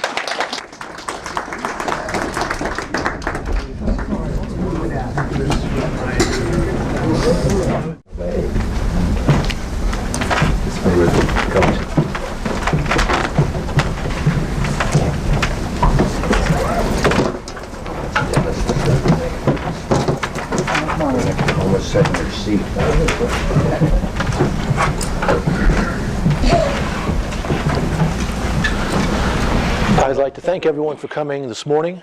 As you can see, we've got a great panel. And the importance of this conversation has been heightened by the diplomacy over the past week and a half. As we speak, there are negotiations going on in New York following Secretary Kerry's visit to Moscow. And with that, I'll turn it over to our first speaker. Adam, please. Thank you. I'm very flattered to be here. I'm delighted to be invited to an Atlantic Council program. And I'm humbled to be among so many deeply experienced and wise co-panelists. My task was to lay out the motives for the Russian intervention in Syria, and then to say a little bit something about what it means in terms of policy context for the United States. And in my paper, I basically lay out two sets of three motives. A circle of three that I consider to be primary or strategic considerations, and then three less important ancillary motives, which may or may not intertwine in interesting ways with the others. So the first circle of three, I think the least ambitious and the most obvious Russian motive for the intervention in Syria, which a lot of this has been mentioned already in the first panel, that's the wages of not going first, is obviously there was an ally in trouble. Syria was in trouble. The wars toed and froed over the last 4 and some years, but as of last summer, as was mentioned in the first panel, the Assad regime looked to be in real trouble in the north around Aleppo and Idlib, and the Russians don't have a lot of allies. The base at Tartus, the only base the Russians have outside of Russian Federation territory, and so it would look bad, and it would be bad for the Russians strategically if they lost really the only ally they had in that part of the world, in which any part of the world. So just like the United States intervened many years ago to protect South Vietnam from being defeated, the Russians intervened to protect the Assad regime from being overthrown. The second motive, again also alluded to earlier, is that the intervention puts Russia in the role of a kind of a kingmaker. I mean, they are there on the ground with an air base in Latakia province. They're there with tanks and airplanes and other military accoutrements.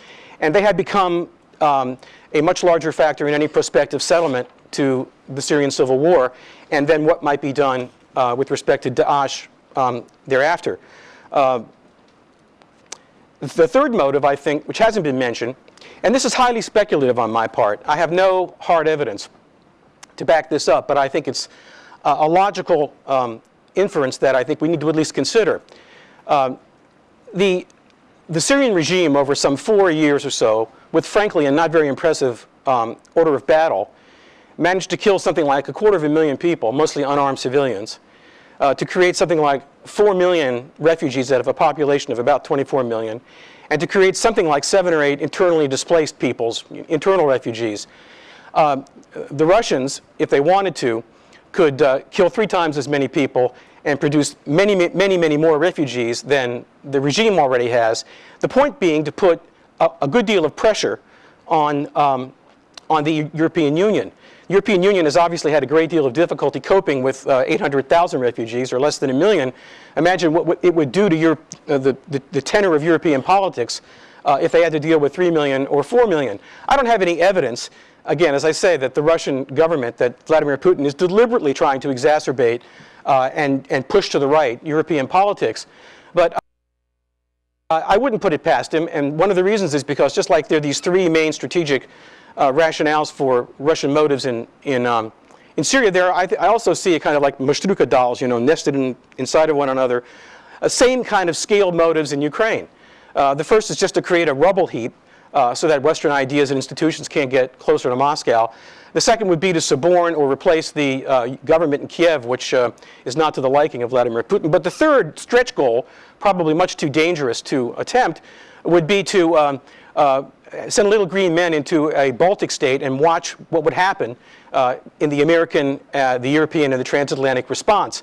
If the United States and its allies failed to respond in a vigorous way, that would be the end of NATO and of the American alliance system with it. So it's possible, in theory anyway, for the Russians to very grievously harm NATO without actually meeting it on the field of battle, and visa the increase in the flow of asylum refugees into the European Union from Syria, it's possible to put a great deal of pressure against the European Union without actually trying to attack it or deal with it in a physical way. We've already seen the Italians a little bit wobbly about the continuation of sanctions against Russia on account of Ukraine. So these motives, although they are, as I said, they're speculative, they're not unreasonable, and so I think they need to be kept in mind. Now, the three ancillary motives, one of them has been mentioned a lot, which is Putin's desire, as a matter of course, to wrongfoot the United States, to make Russia look like it's a great international power again. And of course, as was mentioned before, this has a lot of domestic political resonance. And I don't think we should underestimate the domestic political motivations for a lot of what the Russian government has done, not just in this particular instance, but over the past several years. You can track pretty much what the Russians do abroad in various cases with difficulties that Putin perceives in the domestic realm.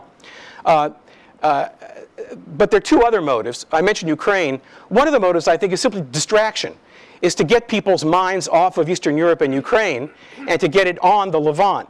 And this has worked wonderfully. It's been a very, very useful tactic. After the speeches that President Obama and President Putin gave at UNGA, you will recall that both the French and the Italian delegates at UNGA wished the Russians well in Syria, all right?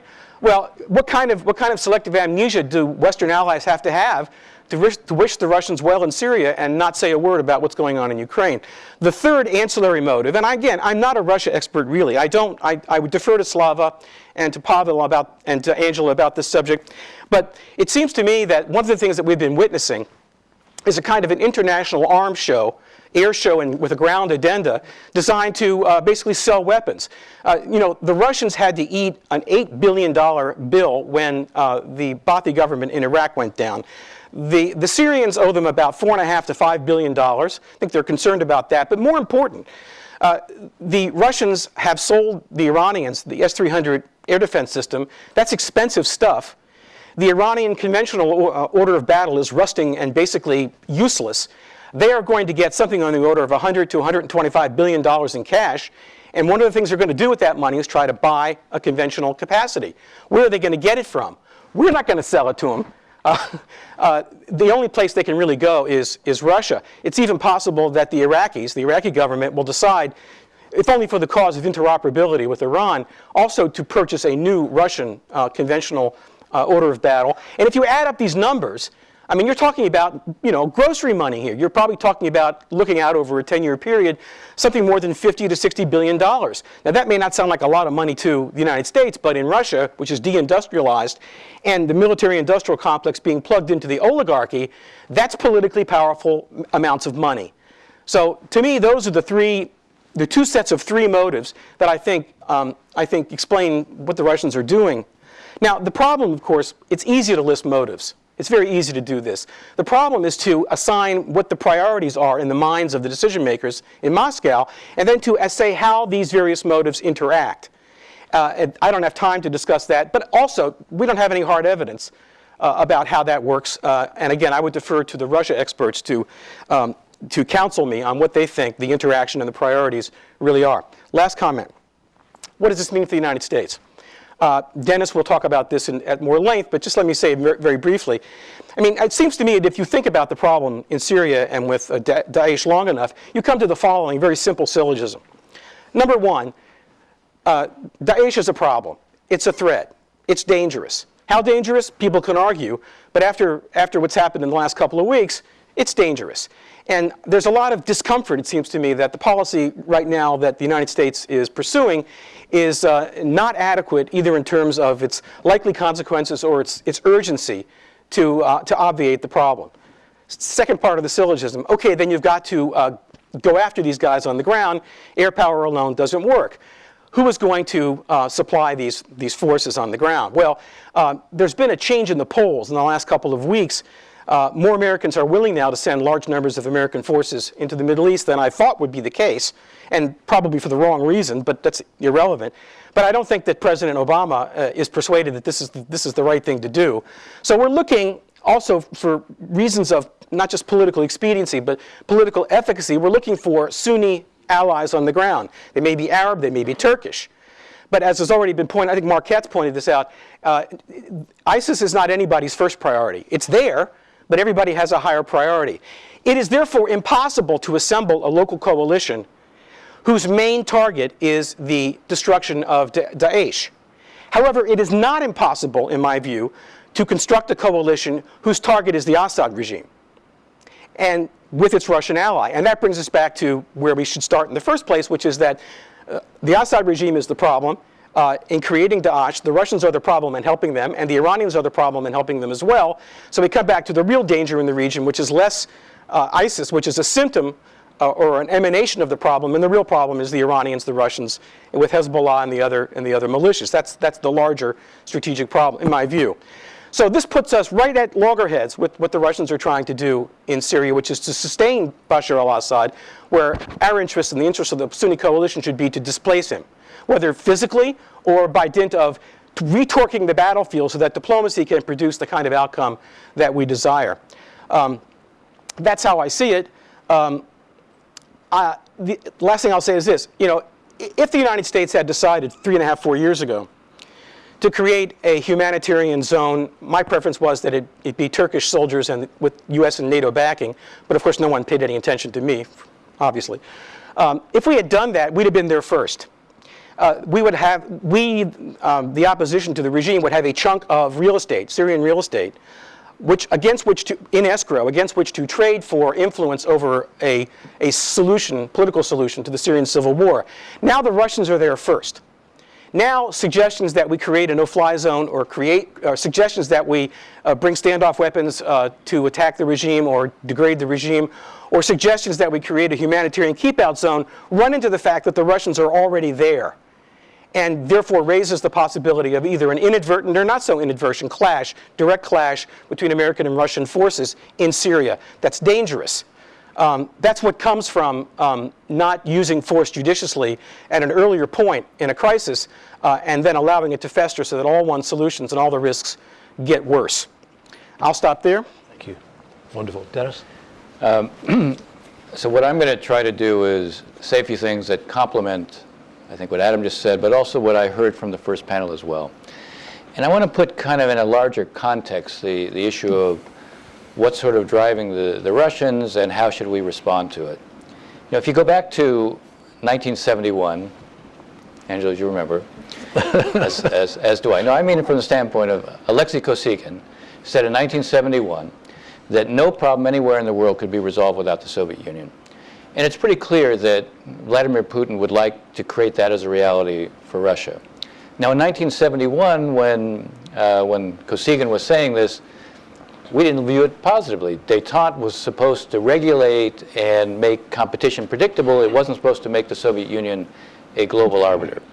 The question is it a good idea for Putin to become a global arbiter? And maybe we can discuss that in the panel. I would like to just say, at least on the issue of terrorism, and I heard this a little bit in the first panel, he said a lot of the right things. And Angela, you said he's going back to 2001, he said the right things. He said we didn't, at that time we agreed on the same enemy. Today we may not agree on that, but if you listen to what he said at the UN, what he said later in October, what he said in his December 3rd presidential address, the essence of what he said in each case was we need a kind of grand alliance, we need to forget about our differences and come up with a common front. We can't differentiate between moderate and immoderate terrorists. We basically can't have a double standard when it comes to terrorists, and we shouldn't be dealing with terrorist groupings. And all those things sound very good. Now, in the December 3rd address, it looks like most of those were directed against Turkey. And obviously, when he talks about moderate and immoderate terrorists, he's really sort of getting at us and who are we supporting. But I think it's fair to say that his own words aren't necessarily consistent with his own behavior when it comes to Syria. Who is he partnering with Syria? He is partnering with the Revolutionary Guard's Quds forces. He's partnering with Hezbollah. These are two organizations, I think it's fair to say, who have made terrorism a fundamental instrument of their policy. In the case of Hezbollah, I think it's fair to say that they invented the idea of suicide bombing. So he has no problem being a partner with them, and he has no problem actually providing air cover for what they're doing on the ground. So that begins to raise some questions, perhaps, about whether or not we can be these grand partners when it comes to terror. But it doesn't really address the question of whether or not we could collaborate on Syria. And Nabil isn't here, but Nabil is saying we should be, that there's no answer unless both we and the Russians are there. And it's clear that the President and Secretary Kerry also believe that. What is interesting when you listen to the two of them is that they sound a little bit different. I mean, the objective is the same in terms of collaboration, but they're a little bit different in terms of their expectations. The President, after he saw Putin in Paris, was confident that eventually Putin will come around. It'll take some time, but he'll come around because of in a sense, the logic of Quagmire. That the costs are simply going to be too high, and that's what's going to produce a change in Putin. So he won't support Assad the same way, so he will decide that he actually has to go after ISIS as opposed to where most of the attacks are coming today, meaning most of the targets are against the non-ISIS opposition. Kerry is different. He's much more enthusiastic about the character of the cooperation. When you look at what he said in the aftermath of the Vienna conference, in the first meeting, he said, we really agree on all the same principles. You look at what the Secretary said when he was in Moscow on Tuesday, and he said, we may not see eye to eye on every aspect of Syrian policy, but he said, we want the same outcome. He said, we see the same challenges. He said, we both want to go after Daesh.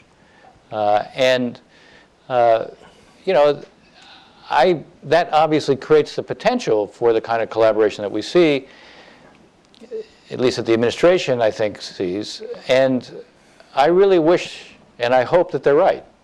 Like you, Fred, I really want them to be right. I'm afraid they're wrong. I hope I'm wrong, but I'm afraid they're wrong. And I say that because I look at what is the pattern of behavior over time in Syria. I'm afraid the approach in Syria with Putin is still very much a zero-sum approach. I'm afraid the approach is still very much one of backing the regime. The aims that you described, I pretty much accept. I mean, look, I think it's no secret that Putin wants to preserve the military presence and the access that they've had in the past. He wants to be an arbiter of any outcome in Syria. He wants to parlay being an arbiter in Syria into being seen as the key arbiter in the region as a whole. And the fact that, I think someone said in the earlier panel, you look at who's been going to Moscow, he looks increasingly like he's succeeding at that. And by the way, there's been a constant message, apropos of the zero-sum notion. The message from the Russians has been for the last couple of years, even before the military intervention, and I've heard this constantly from my friends throughout the Arab world, the Russians are saying to them, you may not like our support for Assad, but the difference between us and the Americans, we stand by our friends. And so that's part of what I think the approach has been. If you look diplomatically, yes, they supported the Geneva principles, but then in December of 2013 and January 2014, they completely backed Assad when they completely stonewalled in the discussions that took place at that time. And the military intervention is following the logic of what you might imagine. It's not just propping up the regime. It's designed to change the balance of power on the ground, so any diplomatic process is influenced by the realities on the ground that the Russians are helping to create. So all of this suggests that, again, also when you look at what they're actually doing in terms of affecting the balance of power on the ground, you know, it is unfortunate for Secretary Kerry that the very day he was in Moscow is the day that we had the stories, this is the one you were referring to, Fred, in the Washington Post, but she was quoting from Jan Eglin and the UN officials responsible for, for providing humanitarian assistance. The Russians are carrying out a kind of set of attacks that aren't just going after the non-ISIS opposition, but they're also trying to depopulate areas. They're deliberately making it harder for humanitarian assistance to be provided. They are attacking hospitals. They are attacking grain silos. They're attacking water treatment plants. And all of this, again, I think is part of a fundamental approach that is designed to produce an interesting reality. When I say zero-sum, it's also they want, ironically, a posture that is very similar to what Assad wants and actually what ISIS wants as well. A polarization, that the only true choices are ISIS or Assad or ISIS. ISIS wants it because this is the way they're going to mobilize the Muslims. Assad wants it because this is the way you mobilize the world behind him. And it's clear that's what I think Putin still wants. Now maybe he can change if the costs go up high enough. And I come to what will be a last set of comments. First, again, the administration could be right and I could be wrong, and the proof of it we can see and we should see very soon. The proof of it is what happens with Vienna. The issue isn't whether or not Assad is at the table. The issue is, and this is apropos of what you were getting at, Fred, and I'm going to expand on it a little bit. The issue is, do they enforce a real ceasefire? There is no Vienna process without a ceasefire. You listen to Secretary Kerry. Secretary Kerry said, we're going to see within a few weeks a huge change because you'll see a ceasefire. If we see a ceasefire, by the way, a real ceasefire, I don't mean one that's a respite. It goes on for a few weeks and then it's designed to sort of retool, rearm, and start over again. A real ceasefire, which only the Russians can actually impose when it comes to Assad, when it comes to Hezbollah, when it comes to the Iranians. Only the Russians have the leverage to impose on that. If there is a real ceasefire, and if they go along with the creation of humanitarian corridors to provide humanitarian assistance. If that takes place, Vienna becomes real. If that takes place, apropos of what you were saying, Fred, if that takes place, then the opposition will have more of a reason to believe there actually could be a transition. Right now they don't believe it, and they have no particular reason to believe it. But if that takes place, then this is real. And what I was just saying about the assessment of the Russians would be wrong, and I hope that's the case. It would be better for everybody. It certainly would be better for what is a humanitarian catastrophe in Syria. Now, if it turns out that I'm not wrong, that doesn't mean you necessarily have to give up on the idea of trying to still push the Vienna process, but it means when you approach the Vienna process and you approach Putin, you have to approach Putin not with the logic of argument, but with the logic of leverage, which is actually the logic that Putin understands. And the logic of leverage would have us do the following. It would have us go to the Russians and say, look, we are deep believers in the Vienna process. We have committed to it unmistakably. But it can't work unless there's a ceasefire, a real ceasefire, and there are humanitarian corridors. So if this fails because you're not prepared to do that, you leave us no choice but to support a safe haven. Now, the administration has been very reluctant to do a safe haven because it actually requires us to do something. And you're right, the risks of doing it now are greater than they were before. But the administration should also look at having invested so much in the Vienna process. And the core to our strategy against ISIS now is not only ratcheting up against ISIS, but the Vienna process. Because the truth is we have a contradiction. We send Ash Carter out to bring the Sunnis into this. There's no chance of bringing the Sunnis into this so long as we are ratcheting up against ISIS And the Russians continue to hammer the non-ISIS Sunni opposition. It means, for the Sunnis, for them to join us means they're part of an onslaught against the Sunnis. And they're not going to do it. If you had a safe haven, I get all choked up when I talk about this. If you had a safe haven where you staunch the refugee flow, which deals with part of the issue you're talking about with regard to Europe, you actually create an area within Syria where you could have leverage actually on the opposition to cohere. And in a sense, the Sunnis are seeing that something is done to stop the onslaught against Sunnis within Syria. You actually change the circumstance. Now, if the administration understands the logic of its own position, that if it really wants to be successful against ISIS, it needs to make the Vienna process succeed. The only way it has a chance to make the Vienna process succeed, if I'm right about the Russians, and they don't impose a ceasefire, humanitarian corridors, is to then use leverage on Russia. For Putin, he will get, if we were serious about a safe haven, he will get what it means. He will understand. It reduces his leverage on the Europeans. It will raise, it has the promise of actually creating an opposition that could become more effective against the Assad regime, which will raise the cost of supporting the Assad regime. And in effect, it means that for him, the ability to adopt these kinds of objectives that he has become much more difficult to achieve. So if I'm wrong, and the Russians right now see the light, and Putin understands the logic of quagmire as the president thinks he does, then we'll see them go ahead and do a ceasefire, and we'll see them support humanitarian corridors.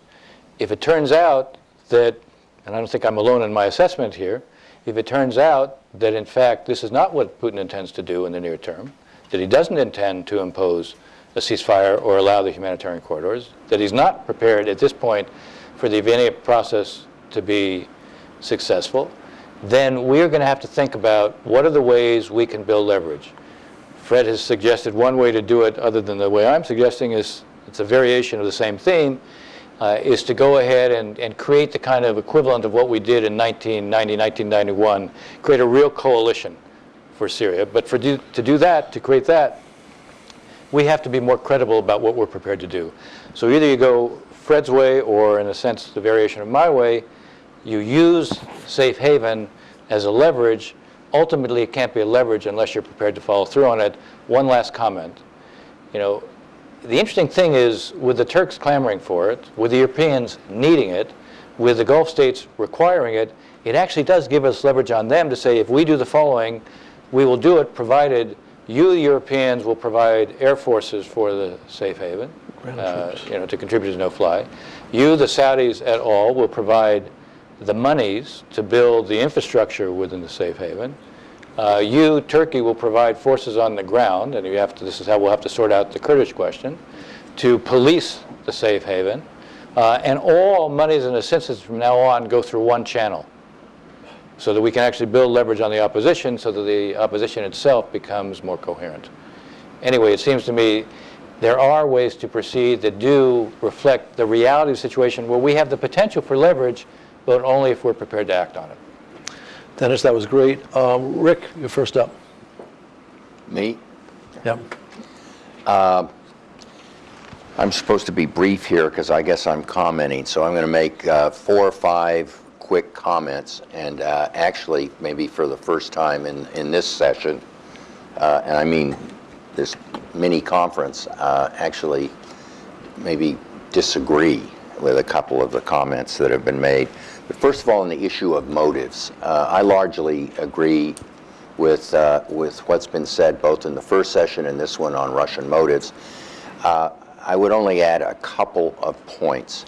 I think I have a little bit of a problem with Dennis's talk about Putin and Russia wanting to be and I'm quoting here, a global arbiter. I think Russia at this stage and Putin at this stage and for the foreseeable future is not going to be a global arbiter. I think Russia is going to, as we've seen in recent years, is going to have a more robust policy They're going to project power into their neighborhood in certain circumstances, and they're going to take advantage of opportunities like the one offered by the Syrian civil war. But I do not see, for economic, political, and even domestic grounds in Russia, the kind of reemergence of a kind of global superpower in the form of Russia. Secondly, I also am a little bit skeptical of Adam's motive of somehow Russia taking this action in Syria as a way of destabilizing the EU through migration. I mean, the one country arguably that's been perhaps most destabilized by, politically affected by the flows of immigrants is Germany. They have over almost 1 million migrants in Germany today. But Germany to Putin is a critical country in terms of his strategy, working with and trying to deal with the European Union. I haven't heard one German leader express that concern. I think it's kind of highly unlikely, and I don't think it is credible to suggest that he is trying to fine-tune politics in Western Europe by creating chaos in Syria. But I will make a point about Ukraine, because the points that have been made this morning about his thinking about Ukraine and Western sanctions and his Syrian intervention are absolutely right. I do think that Russian intervention in Syria had a catalytic impact in terms of not only diplomacy and force in Syria, but it has changed the debate in Europe. And it's interesting, as I was discussing with Angela, that Francois Hollande, after he visited Washington following the terrorist attacks in Paris, went immediately to Moscow and sat down with Putin. And the fact that we're thinking now about how the Russians might be folded into some kind of diplomatic solution and process in Syria makes it enormously difficult for the Europeans to sort of continue to justify the sanctions policy against the Europeans, against Russia, particularly at a moment when those sanctions have a disproportionate impact on the Europeans, and when it's hard to justify new projects like Nord Stream 2 at the same time while keeping sanctions in place on Russia. So I'm not predicting an early change in this policy, but I do think if Putin demonstrates that he's trying to seek somehow through just purely public diplomacy play a constructive role in the Syrian exercise, I think the sanctions policy in toward European EU sanctions against Russia are going to be vulnerable. Second point I would say is simply that I think that if you compare U.S. and Russian policy in the Syrian situation, that what Putin has done is defined or has created a much easier task for himself than U.S. foreign policy has created for itself. And he is supporting Assad, and as Dennis said quite correctly, he is demonstrating to the region and elsewhere that he will stick with his guy, and he will be a loyal friend and ally.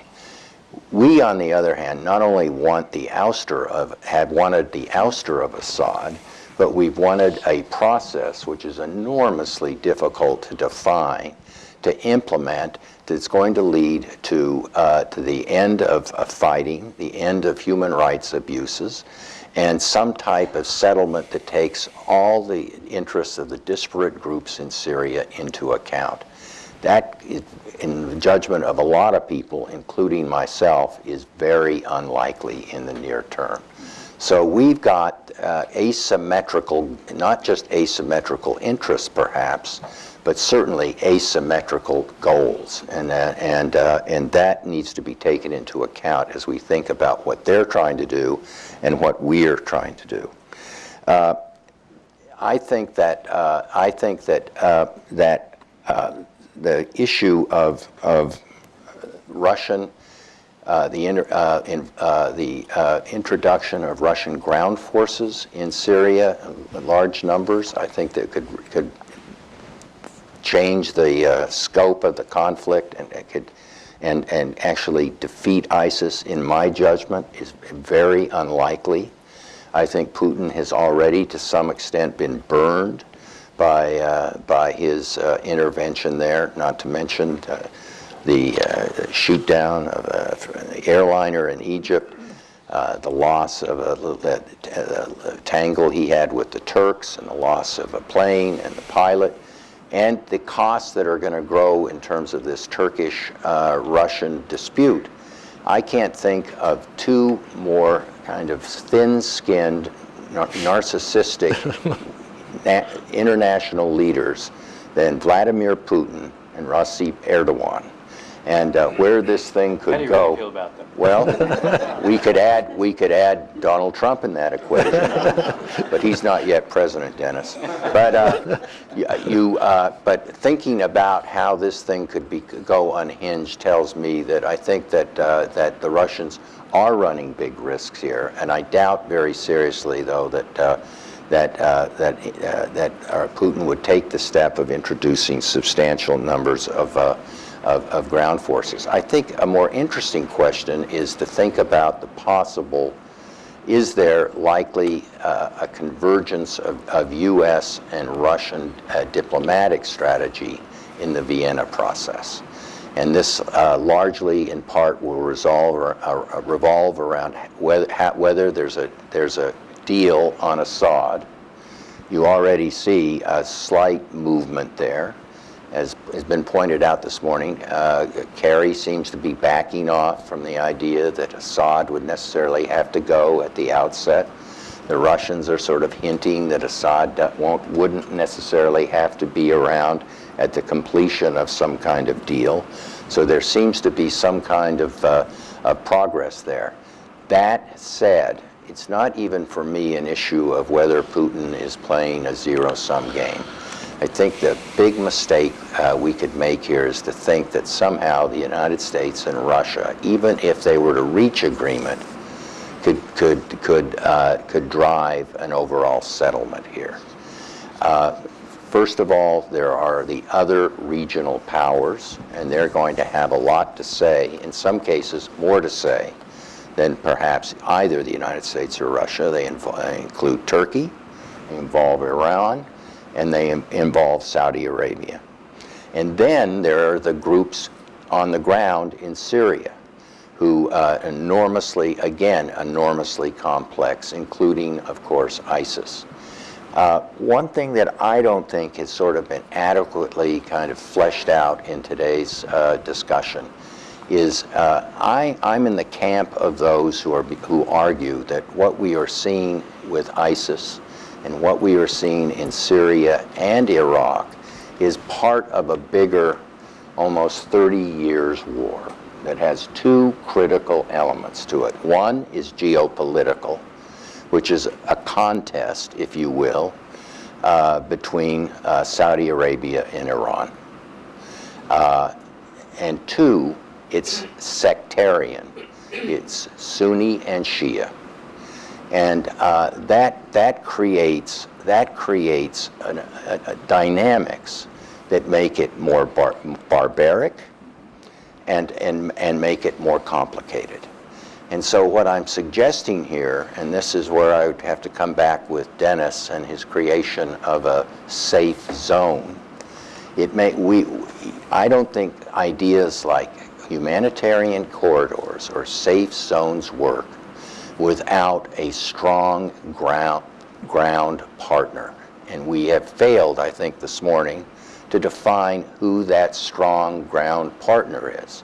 We can talk about, well, we'll get the Turks in there. Well, we've already recognized this morning that the Turks' major interest is not ISIS. It is protecting their Turkmen and dealing with the Kurdish issue. So if it's not the Turks, we're not going to get, the Kurds are great when they're defending their community and their regions. You can't expect the Kurds to go into the Arab zones and fight ISIS there. So we're left with this. We're left with the problem of the Sunnis in Syria and in Iraq, and without a strong ground partner, we're not going to be able to deal with ISIS. So in the end, even U.S.-Russian convergence is not going to address this problem. And if I'm correct, we're seeing a kind of 30 years war work itself out. I don't think either the United States alone or together are going to solve this problem. Rick, thank you for those very provocative comments on Pavel. Thank you, and thank you for having me here at Atlantic Council. Russian objectives in Syria have been already mentioned today, and I can only concur that first objective is upholding the Assad regime and as a lasting Russia-friendly military and political foothold in the Middle East, and showing Washington a middle finger in the process, which is kind of two birds with one stone. But there are more other ambitious goals or birds in sight, using the fight with terror, with ISIS, as a tool to build a wide coalition or a new anti-Hitler coalition, as Putin said in his New York speech in September, based on this coalition, a new world order. As Putin defined it, it's a new world order that will be based on the following traditional principles of the Holy Union, forbidding any kind of revolutions and giving all possible established tyrants the mandate to be sovereign tyrants and do as they wish. Well, because revolution is more worse. And of course, second principle is the principle also traditional of the concert of great powers defining world issues, with the big powers maybe using the UN Security Council making the decisions and the smaller powers concurring with them.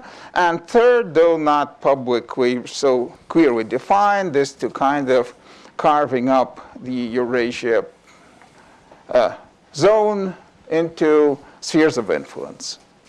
And that would build the new world order that would give Europe peace for generations, as today in Moscow the official position is. Yalta I gave Europe generations of peace. So first anti-Hitler coalition, Yalta I. Second anti-Hitler coalition, Yalta II.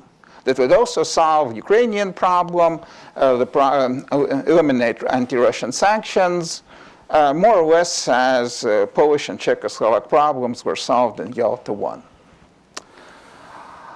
It's of course a top gain, a high risk gamble, but these calculations today seem increasingly irrelevant after November 4, when a Russian Sukhoi 24 bomber was shot down by a Turkish fighter close to the Turkish-Syrian border. Today we're at a very different situation. We're actually on the brink of armed confrontation, regional confrontation between Turkey and Russia. In northern Latakia province, Turkish and Russian forces and Turkey and Russia are on a totally collision course. There's a bombing campaign increasingly vicious there, and under this bombing campaign and with its support, Hezbollah and the Alawite militias and others are pressing a ground offensive against the Turkmen positions and are moderately successful. There's increasingly heavy ordnance being used, including fuel bombs or delivered by air and by the Sunburn multiple rocket launch system to uproot entrenched opposition forces. And some of the fighting is already happening just on the Turkish-Syrian border. And as this offensive continues, the fighting is going to move towards the Turkish border. Shells, and these are dumb shells, basically, are going to fall on Turkish territory. That's more or less inevitable. And of course, the Russian military were given orders to shoot first and shoot to kill, as Putin said. You should destroy any targets that potentially can threaten you. And the Russian military would, of course, want to level the score after losing one jet and one helicopter, and maybe see a Turkish plane down. And if nothing will be done, it's a high probability that there are going to be more incidents, which will eventually escalate into a local conventional war. The greatest problem with that is that conventionally, in that part of the world, Turkey is stronger than Russia. On the ground, absolutely. On the sea also. In air, most likely, it also would have an upper hand, which would mean that Russian forces could suffer humiliating losses, and which means that the conflict may escalate further to the Black Sea, to the use of long-range Russian cruise missiles against targets, say, in, I don't know, Erdogan's palace in Ankara. Though it's a very big thing, I mean, and again, if you use just conventional cruise missiles against that palace, it's too big to destroy. And of course, and it also should be taken into account that the Russian present operational plans for a confrontation with NATO or NATO-connected nation, where Russia will be conventionally weaker, and this is understood that Russia is conventionally weaker. To resolve that problem, we're going to go nuclear. We're going to go nuclear at a very early stage, a limited tactical nuclear attack by these long-range cruise missiles, but only nuclear-tipped. And Putin just days ago said that these cruise missiles could be nuclear-tipped if it comes to it. And we're right now in a situation that may be even more dangerous than '73 in the Middle East, when DEFCON went up to one notch. We could see DEFCON going up again in the coming days or weeks if nothing is being done, and right now nothing is being done seriously. Returning to '73, we should understand that we right now need maybe to use some Kissingeril tactics, to have shuttle diplomacy between Moscow and Ankara to solve the immediate problem, a local standing and effective ceasefire in northern Latakia that would give the Turkomans a possibility that they will not be pushed out, because for the Turks, and especially not only for Erdogan politically, but for the Turkish military, ethnic cleansing of ethnic Turks on a foreign territory, that's like Cyprus. They could believe they have to go. And for Russia, it's very important to clean northern Latakia because it's too close to our base. And so from there, if we leave that in the hands of unpredictable rebels, there could be launched a ground attack on the Russian base, and the Russian base is very vulnerable to ground attack. There's not enough strategic depth there. So everyone should give, it's like you should, like on the Golan Heights, you have to find a kind of way of a compromise to avoid a head-on Russian-Turkish collision. And right now, I'm afraid, ISIS is not the real problem. There are more important things at play and at stake. Right now, it's like when in 1914, after the shooting in Sarajevo of Archduke Franz Ferdinand, to believe that the main problem is Serb terrorism. What was Serb terrorism was a problem, and the Black Hand was state-sponsored, and the Austrians actually dealt with it mostly as a terrorist problem, which, of course, was wrong because it led to a terrible war. Right? I don't believe that the present American policy, as stated recently by Obama in during his visit to the Pentagon, is adequate. It's not ISIS right now. It's not Assad right now. It's avoiding a head-on collision between Russia and Turkey, which could be actually mostly fueled by misunderstanding and misperception on all sides of attitudes and possible outcomes. And there's Russia sending signals, and Putin is talking about possible use and talking about nuclear weapons. He believes, he made the point, you can't fight and attack and shoot down planes of a nuclear superpower. And most likely in Turkey, they believe that since they're NATO, no one's going to attack a NATO nation. So both sides most likely believe that they are secure, and they're blindly, maybe stumbling into a very dangerous situation. Pavel, thank you for reminding us, no matter how bad we thought the situation was, in fact, it's worse. Wafa, please. Thank you very much, Ambassador Hayes. Thank you, Ambassador Cherdoni, for inviting me for this to the Atlantic Council to give a regional flavor to the discussion. And I'm not a Russian expert. I'm not very tuned as well to the Washington discussion. This is very intelligent, sophisticated discussion for me. But what I will tell you in the next 5 or 7 minutes, 7 points from where I sit in Baghdad, and the way we look at this Russian new engagement, if you like, or Russian campaign, new campaign in Syria. And I have to go back to 5 years ago when Prime Minister Maliki met, well, more than that, Putin, and I was there for 90 minutes. The man spent 60 minutes, literally 1 hour, talking about terrorism and Islamic extremism. So it's a real threat he feels at home.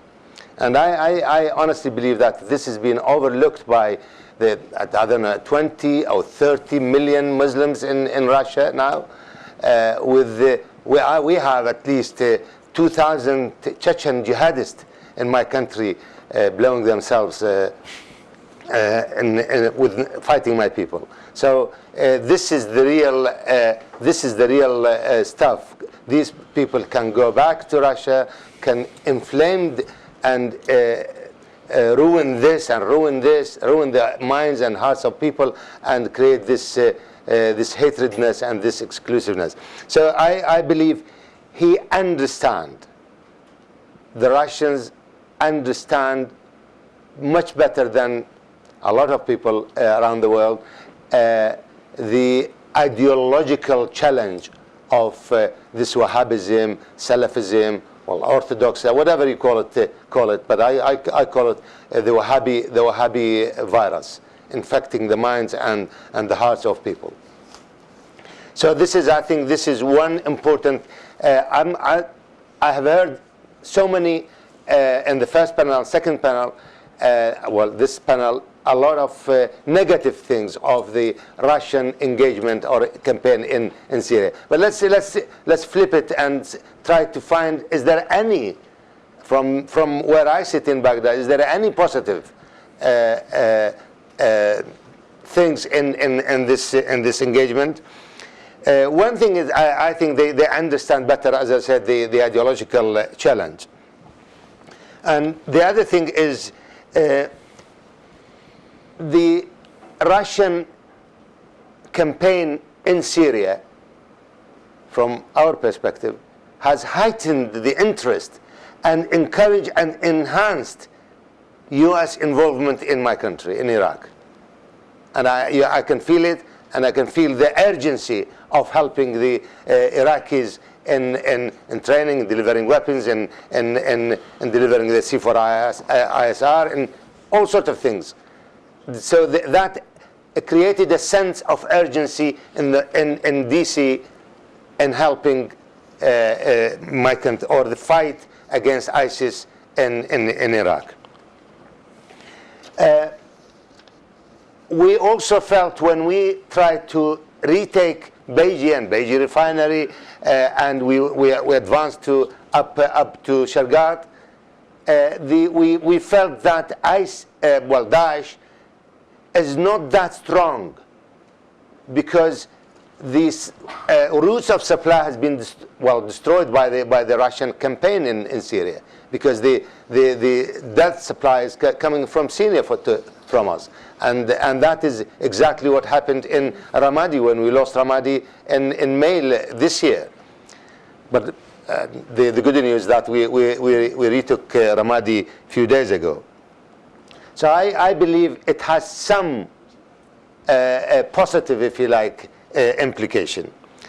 The Iranians and Russians, are they 100% allies, and their interests in Syria, is it identical? I don't think so. I think there is a lot of competition there. There is a lot of, the Russians are trying, this sky-high anti-American sentiment in the region has always been capitalized by the Iranians for the last for the last 2 or 3 decades now. Now I think this is the Russians wanted to capitalize on this as well, and try to rejuvenate their old ties. And we can see in their approach, and they're sending their feelers to approach the old Ba'athist, the old communist, the extra, the orthodox Islamists, if you like, but the on the left side. So this is another aspect you can look at the Russian campaign in Syria. You can see in the region where I come from, or where I sit, is mostly the Shia in the region are welcoming the Russian role, the new role of Russia in the Middle East, while the Sunnis are they're opposing it, basically. Most of them, with Egypt is with Russian involvement in the region. People also in my region are welcoming the Russian role in Syria because their rules of engagements are different. Whether they are the military rules of engagement or the political rules of engagement, they're much more liberal. They're much more, less sensitive, if you like. We have been telling our American allies that the oxygen which is supplying the Daesh is them selling the Iraqi oil in the black market in Turkey. And these are thousands of trucks going through that route. And the Americans, because this is the administration, they said this is a civilian target. Until 3 or 4 weeks ago, they started to hit these flatten the oil wells, the refinery capacity, the refineries, as well as the routes, these trucks. So this is, now we're trying to market the idea, if you like, of targeting the high-value individuals among Daesh. Daesh is they're using this loophole in the system, because the Americans' rules of engagement from the sky on the any targets on the ground, they're very, very highly selective on it. Now the high-value individuals, when they travel, they used to travel in convoy. Now they're traveling with their family and with his wife and with his children, to avoid any engagement from air. So the Russians are much more liberal in their rules of engagement. Another way of saying bloody. And probably that suit the region, at least for the time being, to crush this enemy, because this is a brutal, this is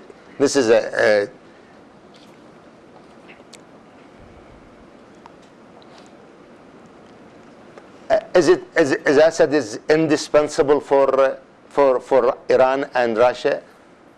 I don't think so. I think they will settle for, but for the right price. They will settle for an Alawiyat reformed, more representative regime. But if we force him out without an agreement, the whole state will collapse. The Syrian army will disintegrate, and we will see, and we will, as people said, the day aftermath, the day after what happened after Assad, and we saw this happen in a very, very bad way in Iraq. The first 100 days after 9th of April 2003, that 100 day, we really left the country in total vacuum. And this is exactly what's going to happen. Or you don't get the good guys, the good Syrian guys in Damascus. You get the very well armed and equipped and trained guys. They're Daesh. So I believe it's. We need to look at I tried to put the positive spin, if you like, on it to counterbalance the argument against the Russian intervention in. But before I leave, I think I will. I understood Adam. I hope I understood him wrong. Did he say that Assad created ISIS? ISIS is in Afghanistan, in Pakistan, in Somalia, in Yemen, in Libya, in Boko Haram, all over the world. It is the ideology, which is okay. He might have plotted, and please don't get me wrong. Assad has killed tens of thousands of my people. And when I presented him 3 times with evidence, he totally denied it.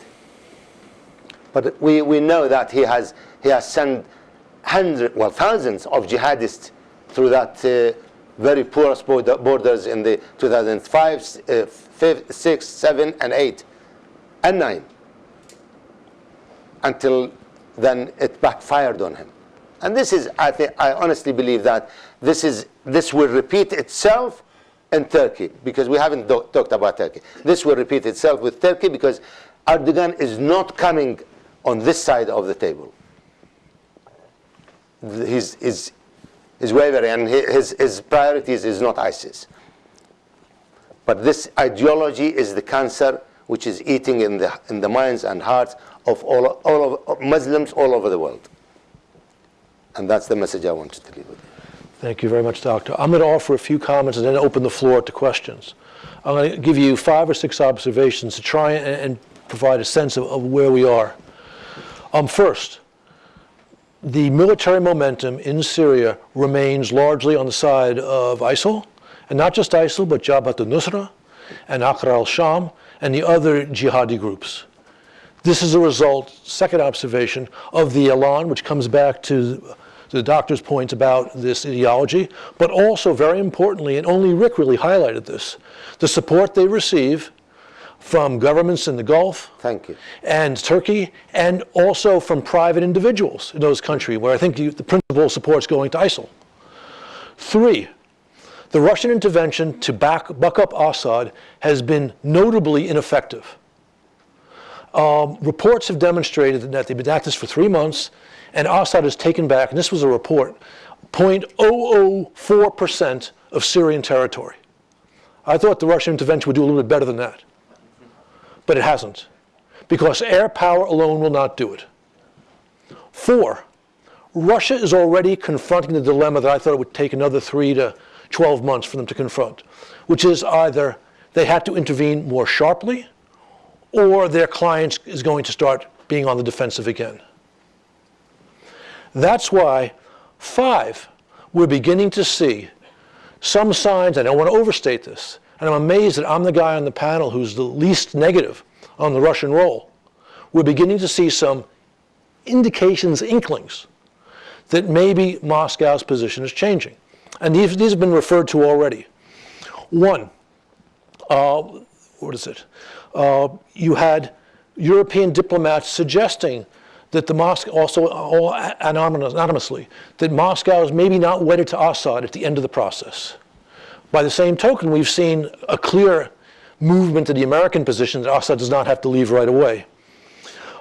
We see all this flurry of diplomatic activity, which, yes, it heightens Putin's role on the world stage, but there's an understanding in Moscow that they have to somehow reach out to the Sunni powers backing the extremist groups on the ground. Nonetheless, that doesn't mean that Moscow is actually going to do the necessary. They also want, as Rick pointed out, to use their sudden role in Syria as a way to persuade the Europeans to ease up on sanctions relating to Ukraine. That's not going to happen in January. The Europeans took that decision on the margins of the G20 summit. But now they're looking at June and July when it had to be renewed another time. And the statements by Renzi gives Moscow hope that this ploy will work.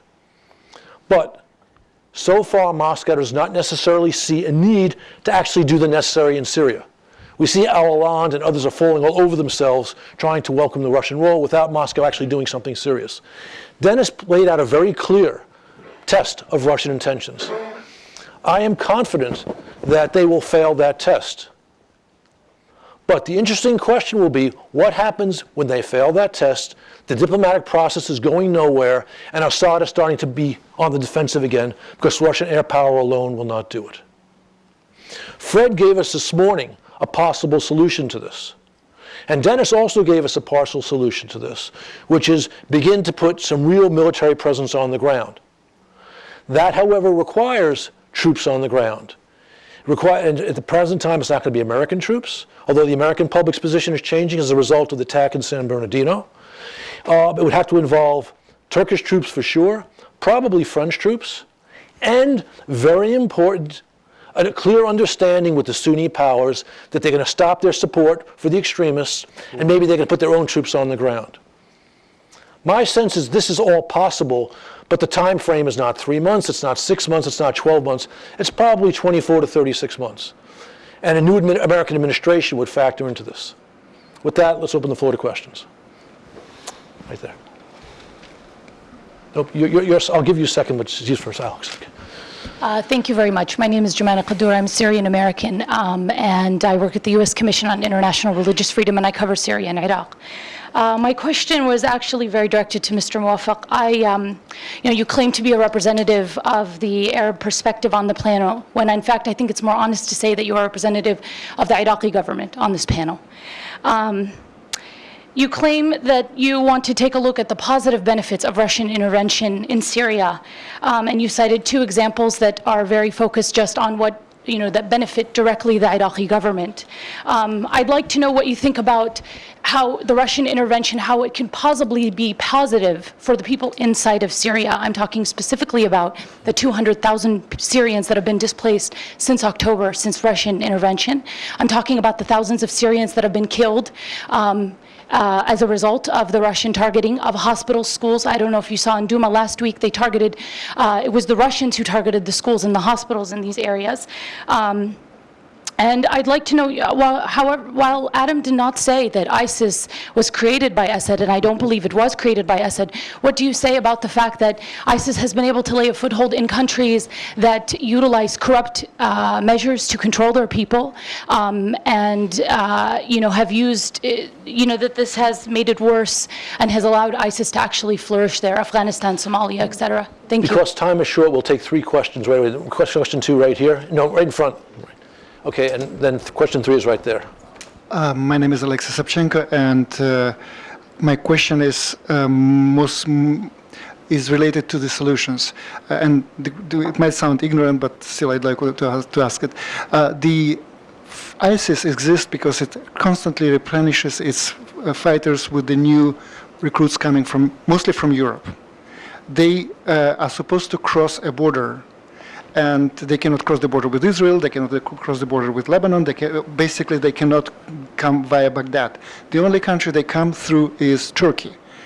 Wouldn't it be easier, instead of cajoling Turkey into sending its troops or doing something else, just to ask to stop? Because it's very easy to identify those people. They come and go permanently. Why nobody raised this issue? Okay, thank you. And thank you. Oh, thank you. My name is Ala Olim. I'm a European Union senior fellow at Brookings this year. And first of all, regarding the speculation on the European Union and Ukraine sanctions, I understand the concern, but I think today it was indicated in Brussels that the sanctions were rolled over for another 6 months. So in June and July, it may come up again. I mean, there was this indication that you said that Italy has, somebody said that they were wobbling on it. Actually, they only asked for a discussion.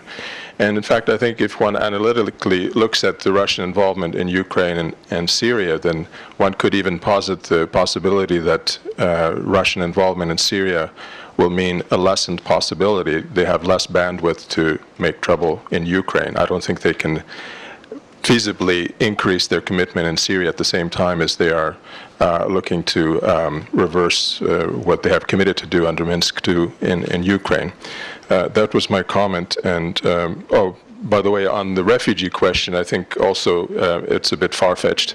And I've heard also some conspiracy theories almost about how Turkey, by design, opened up its borders to allow the flow of refugees out of Turkey. In fact, if one looks at the refugee situation in the region, it was certainly an objective factor that these countries, Turkey, Jordan, and Lebanon, have been completely overwhelmed, and now the welcoming mat is wearing thin, and these people were really desperate and looking for a way to go out. If the Turks did look the other way, it was really a whole set of circumstances, and certainly not, I think, a calculated strategy to put pressure on the EU to open up accession negotiations, and I think also the same applies to Russia.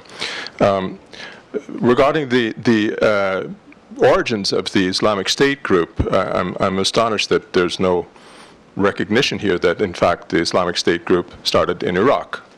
And in fact, I think it's excellent that we have an Iraqi representative on this panel, because as we have already recognized by adopting a strategy on Iraq and Syria together, seeing it as one regionalized conflict, it's very difficult to resolve this issue looking at Syria in isolation. And my last point or question would actually be regarding Russian intentions and motivations. And perhaps this would key into also what our Iraqi representative said here regarding the newfound interest of the United States to be involved in Iraq in a more serious way. And that is, what are the Russian intentions with regard to Iraq and Iran? I mean, Iran was already mentioned here as a possible buyer of military supplies, but I'm thinking here about larger intentions regarding resources in Iraq and Iran. Is Syria the real prize, or is it looking further afield to Iraq and Iran? Thank you. Okay, we'll go down the panel, answer the questions. Adam first.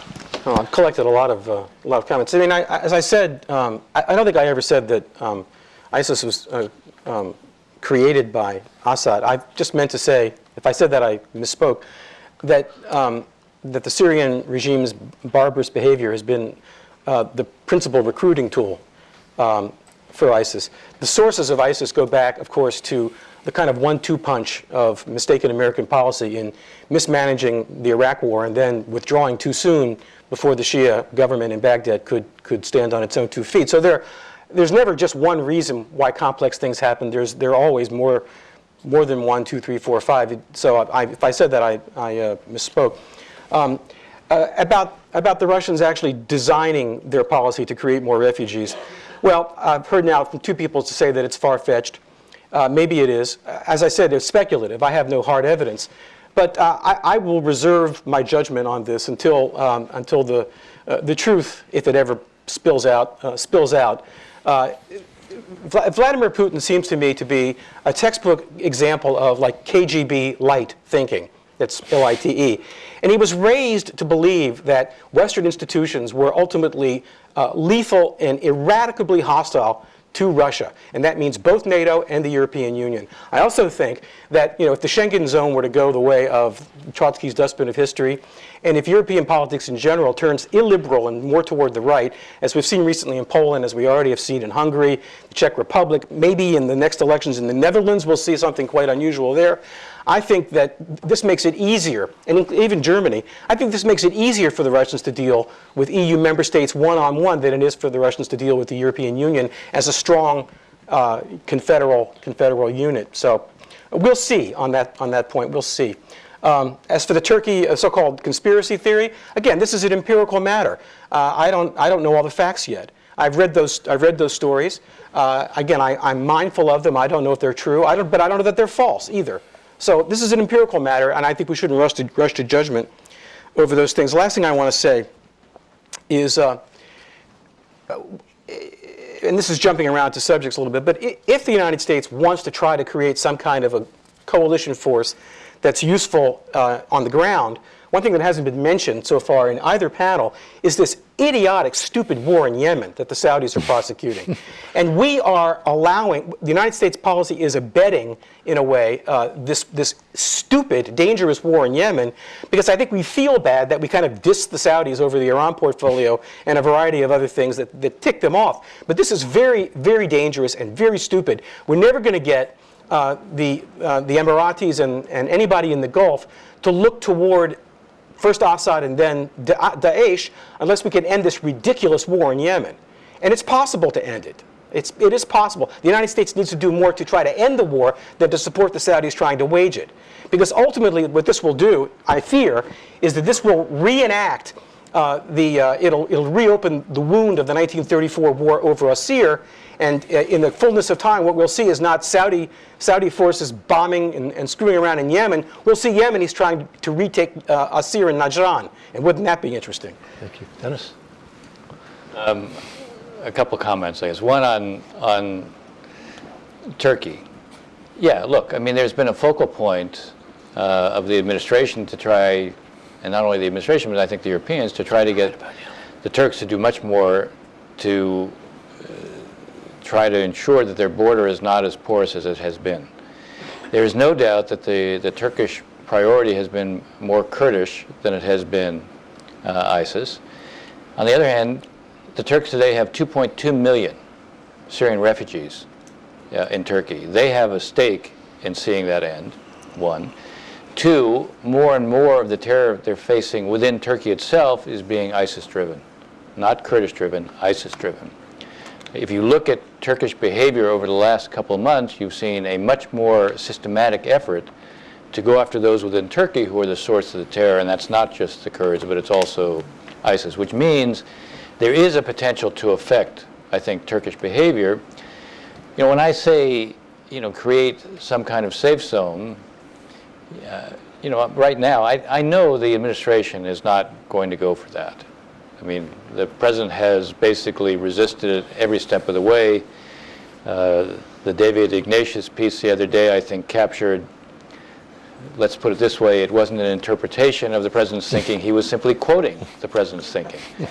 So the president's reluctance to be drawn in to these conflicts remains as powerful as it has ever been.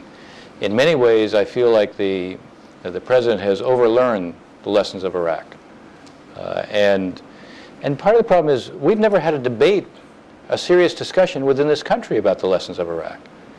I mean, the people on the left who opposed it, and for good reasons, have never been prepared to revisit, was there anything that we should be learning from this? People on the right who were for it have never really admitted what was wrong with it. We have a president who basically has made that his analogy. We did Vietnam because of Munich. Decision makers make analogies when they make policy. And the analogy for this administration that they applied to Syria was Iraq. Circumstances were very different. This actually was a genuine civil war, and it gets me into this issue. Yeah, Assad didn't create ISIS, but he sure contributed to it. Assad decided to, in a sense, declare a war within Syria against those who were demonstrating against his regime, not at the outset, by the way, almost all of whom were secular to begin with, not because they were calling for a regime change. They were calling for reform, and the response to that was draconian. And then, as a way of saving himself, he had to create a sectarian conflict. He had to say to the Alawis, if I go, you're all finished.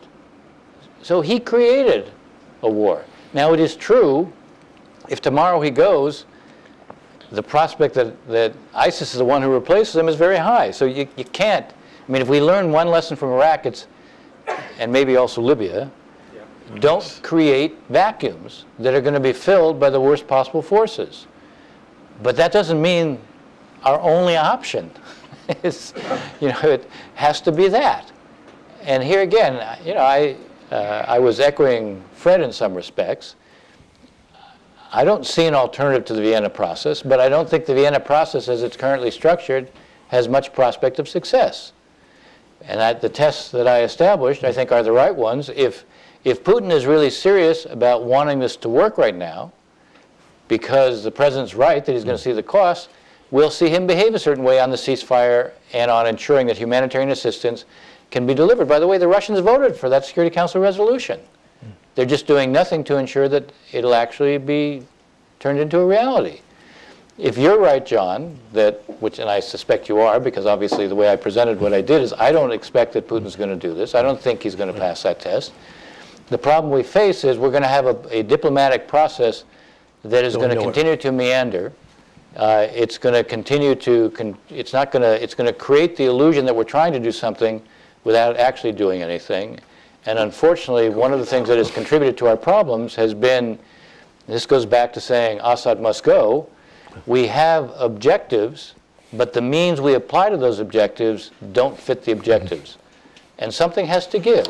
And the thing that's given so far has been our credibility. Yeah, a couple of brief points. First of all, I completely agree with Adam that, and I'm glad he brought up the war in Yemen, because I think it sort of crystallizes this point I was making earlier about the sort of 30 years war aspect of the regional problem we face. Think about this for a second. Our friend and putative ally, Saudi Arabia, is attacking an Iranian Shiite group, the Houthis,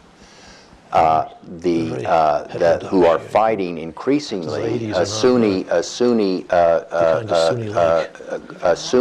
group that is increasingly dominated by ISIS. So if the Saudis succeed in this effort, they could very well face ISIS, ISIS-dominated Yemen to the south, and increasingly strong ISIS in Iraq and Syria in the north. So it could their policy could actually bring about their demise. And next year, while we're sitting in this conference room talking about these issues, we could be discussing the strategic implications of the fall of the House of Saud. So that I think underscores the problems we're addressing. That takes me to a second point, which is, I think it was maybe you, Dennis, that talked about 1990, 1991, this fantastic success that the first Bush administration had in creating this a global coalition to drive the Saddam Hussein's forces from Kuwait. In my view, it was in thinking about the region as a whole is the exception that proves the rule. What you had was a foreign army entering an adjacent state, and the international community realized that this was a rule. This was a line that shouldn't be crossed, and that we had to respond. And we did respond, and we responded with a spectacular success. But to try to talk about a grand coalition to fight ISIS in a situation of civil and internecine conflict in both Syria, in Iraq, in Yemen, in Libya, and to think that we, and this isn't, not arguing you said this, but think we could create such a grand coalition to get, to fight in these internal conflicts, I think is a huge mistake. And that's where we're kind of left with a terrible dilemma. Dennis is right. If you intervene in these countries, in these civil conflicts, in these sectarian conflicts, and then you leave, you create a vacuum. And you get, as we've seen in Iraq, or you get in Libya, chaos. But if you don't leave, you're an occupying power, particularly if you don't have an army that's Arab. If it's Russian, if it's American, if it's European, how long are you going to be welcome there? And that is the dilemma, that in thinking about what we should do in Syria, that nobody can resolve. Pavel? I should say, and it was mentioned here about the Russian possible ground intervention in Syria, it's impossible. There are geographical, logistical, political problems that are insurmountable since the time of Catherine the Great.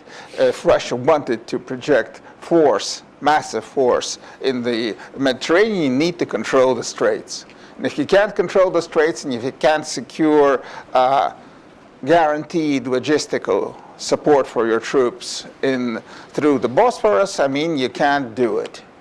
And right now, the Bosphorus are increasingly insecure. The Turks could intervene and do, actually even having a second air base there right now is logistically very much a problem. Because we had to move thousands and thousands of tons of equipment and supplies and continue to move them to have one full-scale base, which is now overcrowded with aircraft. But having more is right now not practical. And Russian policy in the Middle East right now is off balance. It was absolutely unforeseen that the Turks would move militarily against us. Putin repeats to say that that was a backstabbing, and I believe him, it was not calculated. So the Russian policy is right now in a reactive mood, and seeking ways right now mostly targeting Turkey and not anything else, so seeking to isolate Turkey and undermine the present Turkish regime, looking on possible allies with, I don't know, Öcalan, Kurds, no matter what. Of course, this is right now, I mean, since Russians and Russian military and the Kremlin dislike such situations when they have to improvise. It's not the Russian way. But pre-plans went to the bin when what happened in 24th of November. And now we are in reactive mood. What comes out in the end right now is not fully predictable. Thank you. Dr. A couple of comments. I feel for you, honestly, Imam, and I know 8 million internally displaced, 4 million refugees, hundreds of thousands killed. This people will not, I honestly feel about it. And our position in Iraq was very clear, right from day one. The uprising was peaceful and just at the beginning. People missed the boat, missed that golden opportunity then 4 years ago, and did not help the Syrian people. And the terrorists had hijacked that peaceful, just uprising, and now we are left with between the devil and the deep blue sea. We're between the devil, the evil and less evil. So will you use the less evil to get rid of the evil and then try to do something else after that? That is it. Politics is all about hard choices, aren't they? That's the, and believe me, when what you feel, I feel probably more than, double that. Because I got my people, tens of thousands of people, my people killed by this regime. And But now we have a completely different story we have now. Things have changed. I heard the gentleman saying that ISIS group, or the Islamic State, was started in Iraq. And another, I think one of the speakers, the Iraq war has then started this terrorism and Islamic terrorism. I don't agree with that. 9/11 was there before Iraq war. Taliban was there before Iraq war. Before anything else. Ladies and gentlemen, please remember one thing. And I said this, and I can't get tired of repeating it. The most peaceful community on earth was the Sunni community in the Muslim world. Very peaceful, because they believe, and their central core of thinking is وَأَطِيعُوا اللَّهَ وَأَطِيعُوا الرَّسُولَ وَأُولِي الْأَمْرِ مِنْكُمْ. Obey God and the messenger and those who are in charge of you. And this is for decades, well, not decades, centuries. What happened to them in the last 40, 50 years? What happened to this community? To create Taliban, create Mujahideen all over the world, jihadists all over the world, Yemen, to create Afghanistan and Pakistan, 9/11, Paris, and so on and so forth, Boko Haram. What happened? Yemen, Somalia, what happened to them?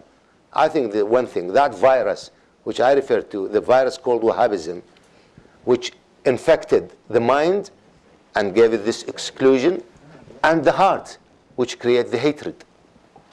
And if you go to any mosque anywhere in the world, you will see that.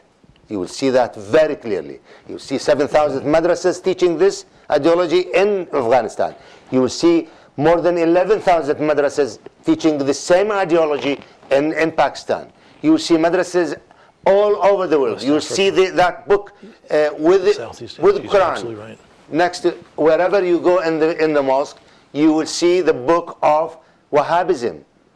They spend billions and billions and billions of dollars over the last 30, 40 years to promote this ideology, this hatred ideology.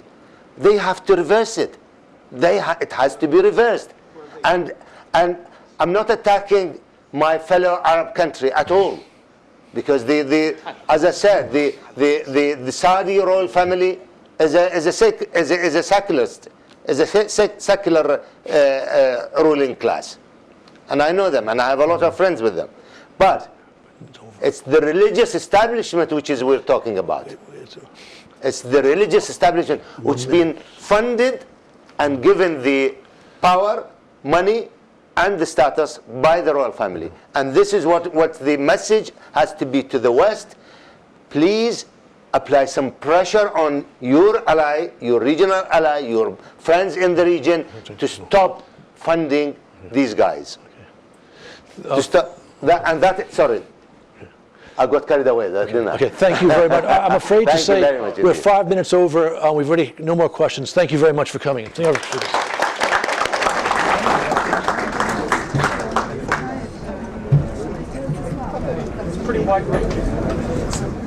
I'm the leading state sponsor of terrorism.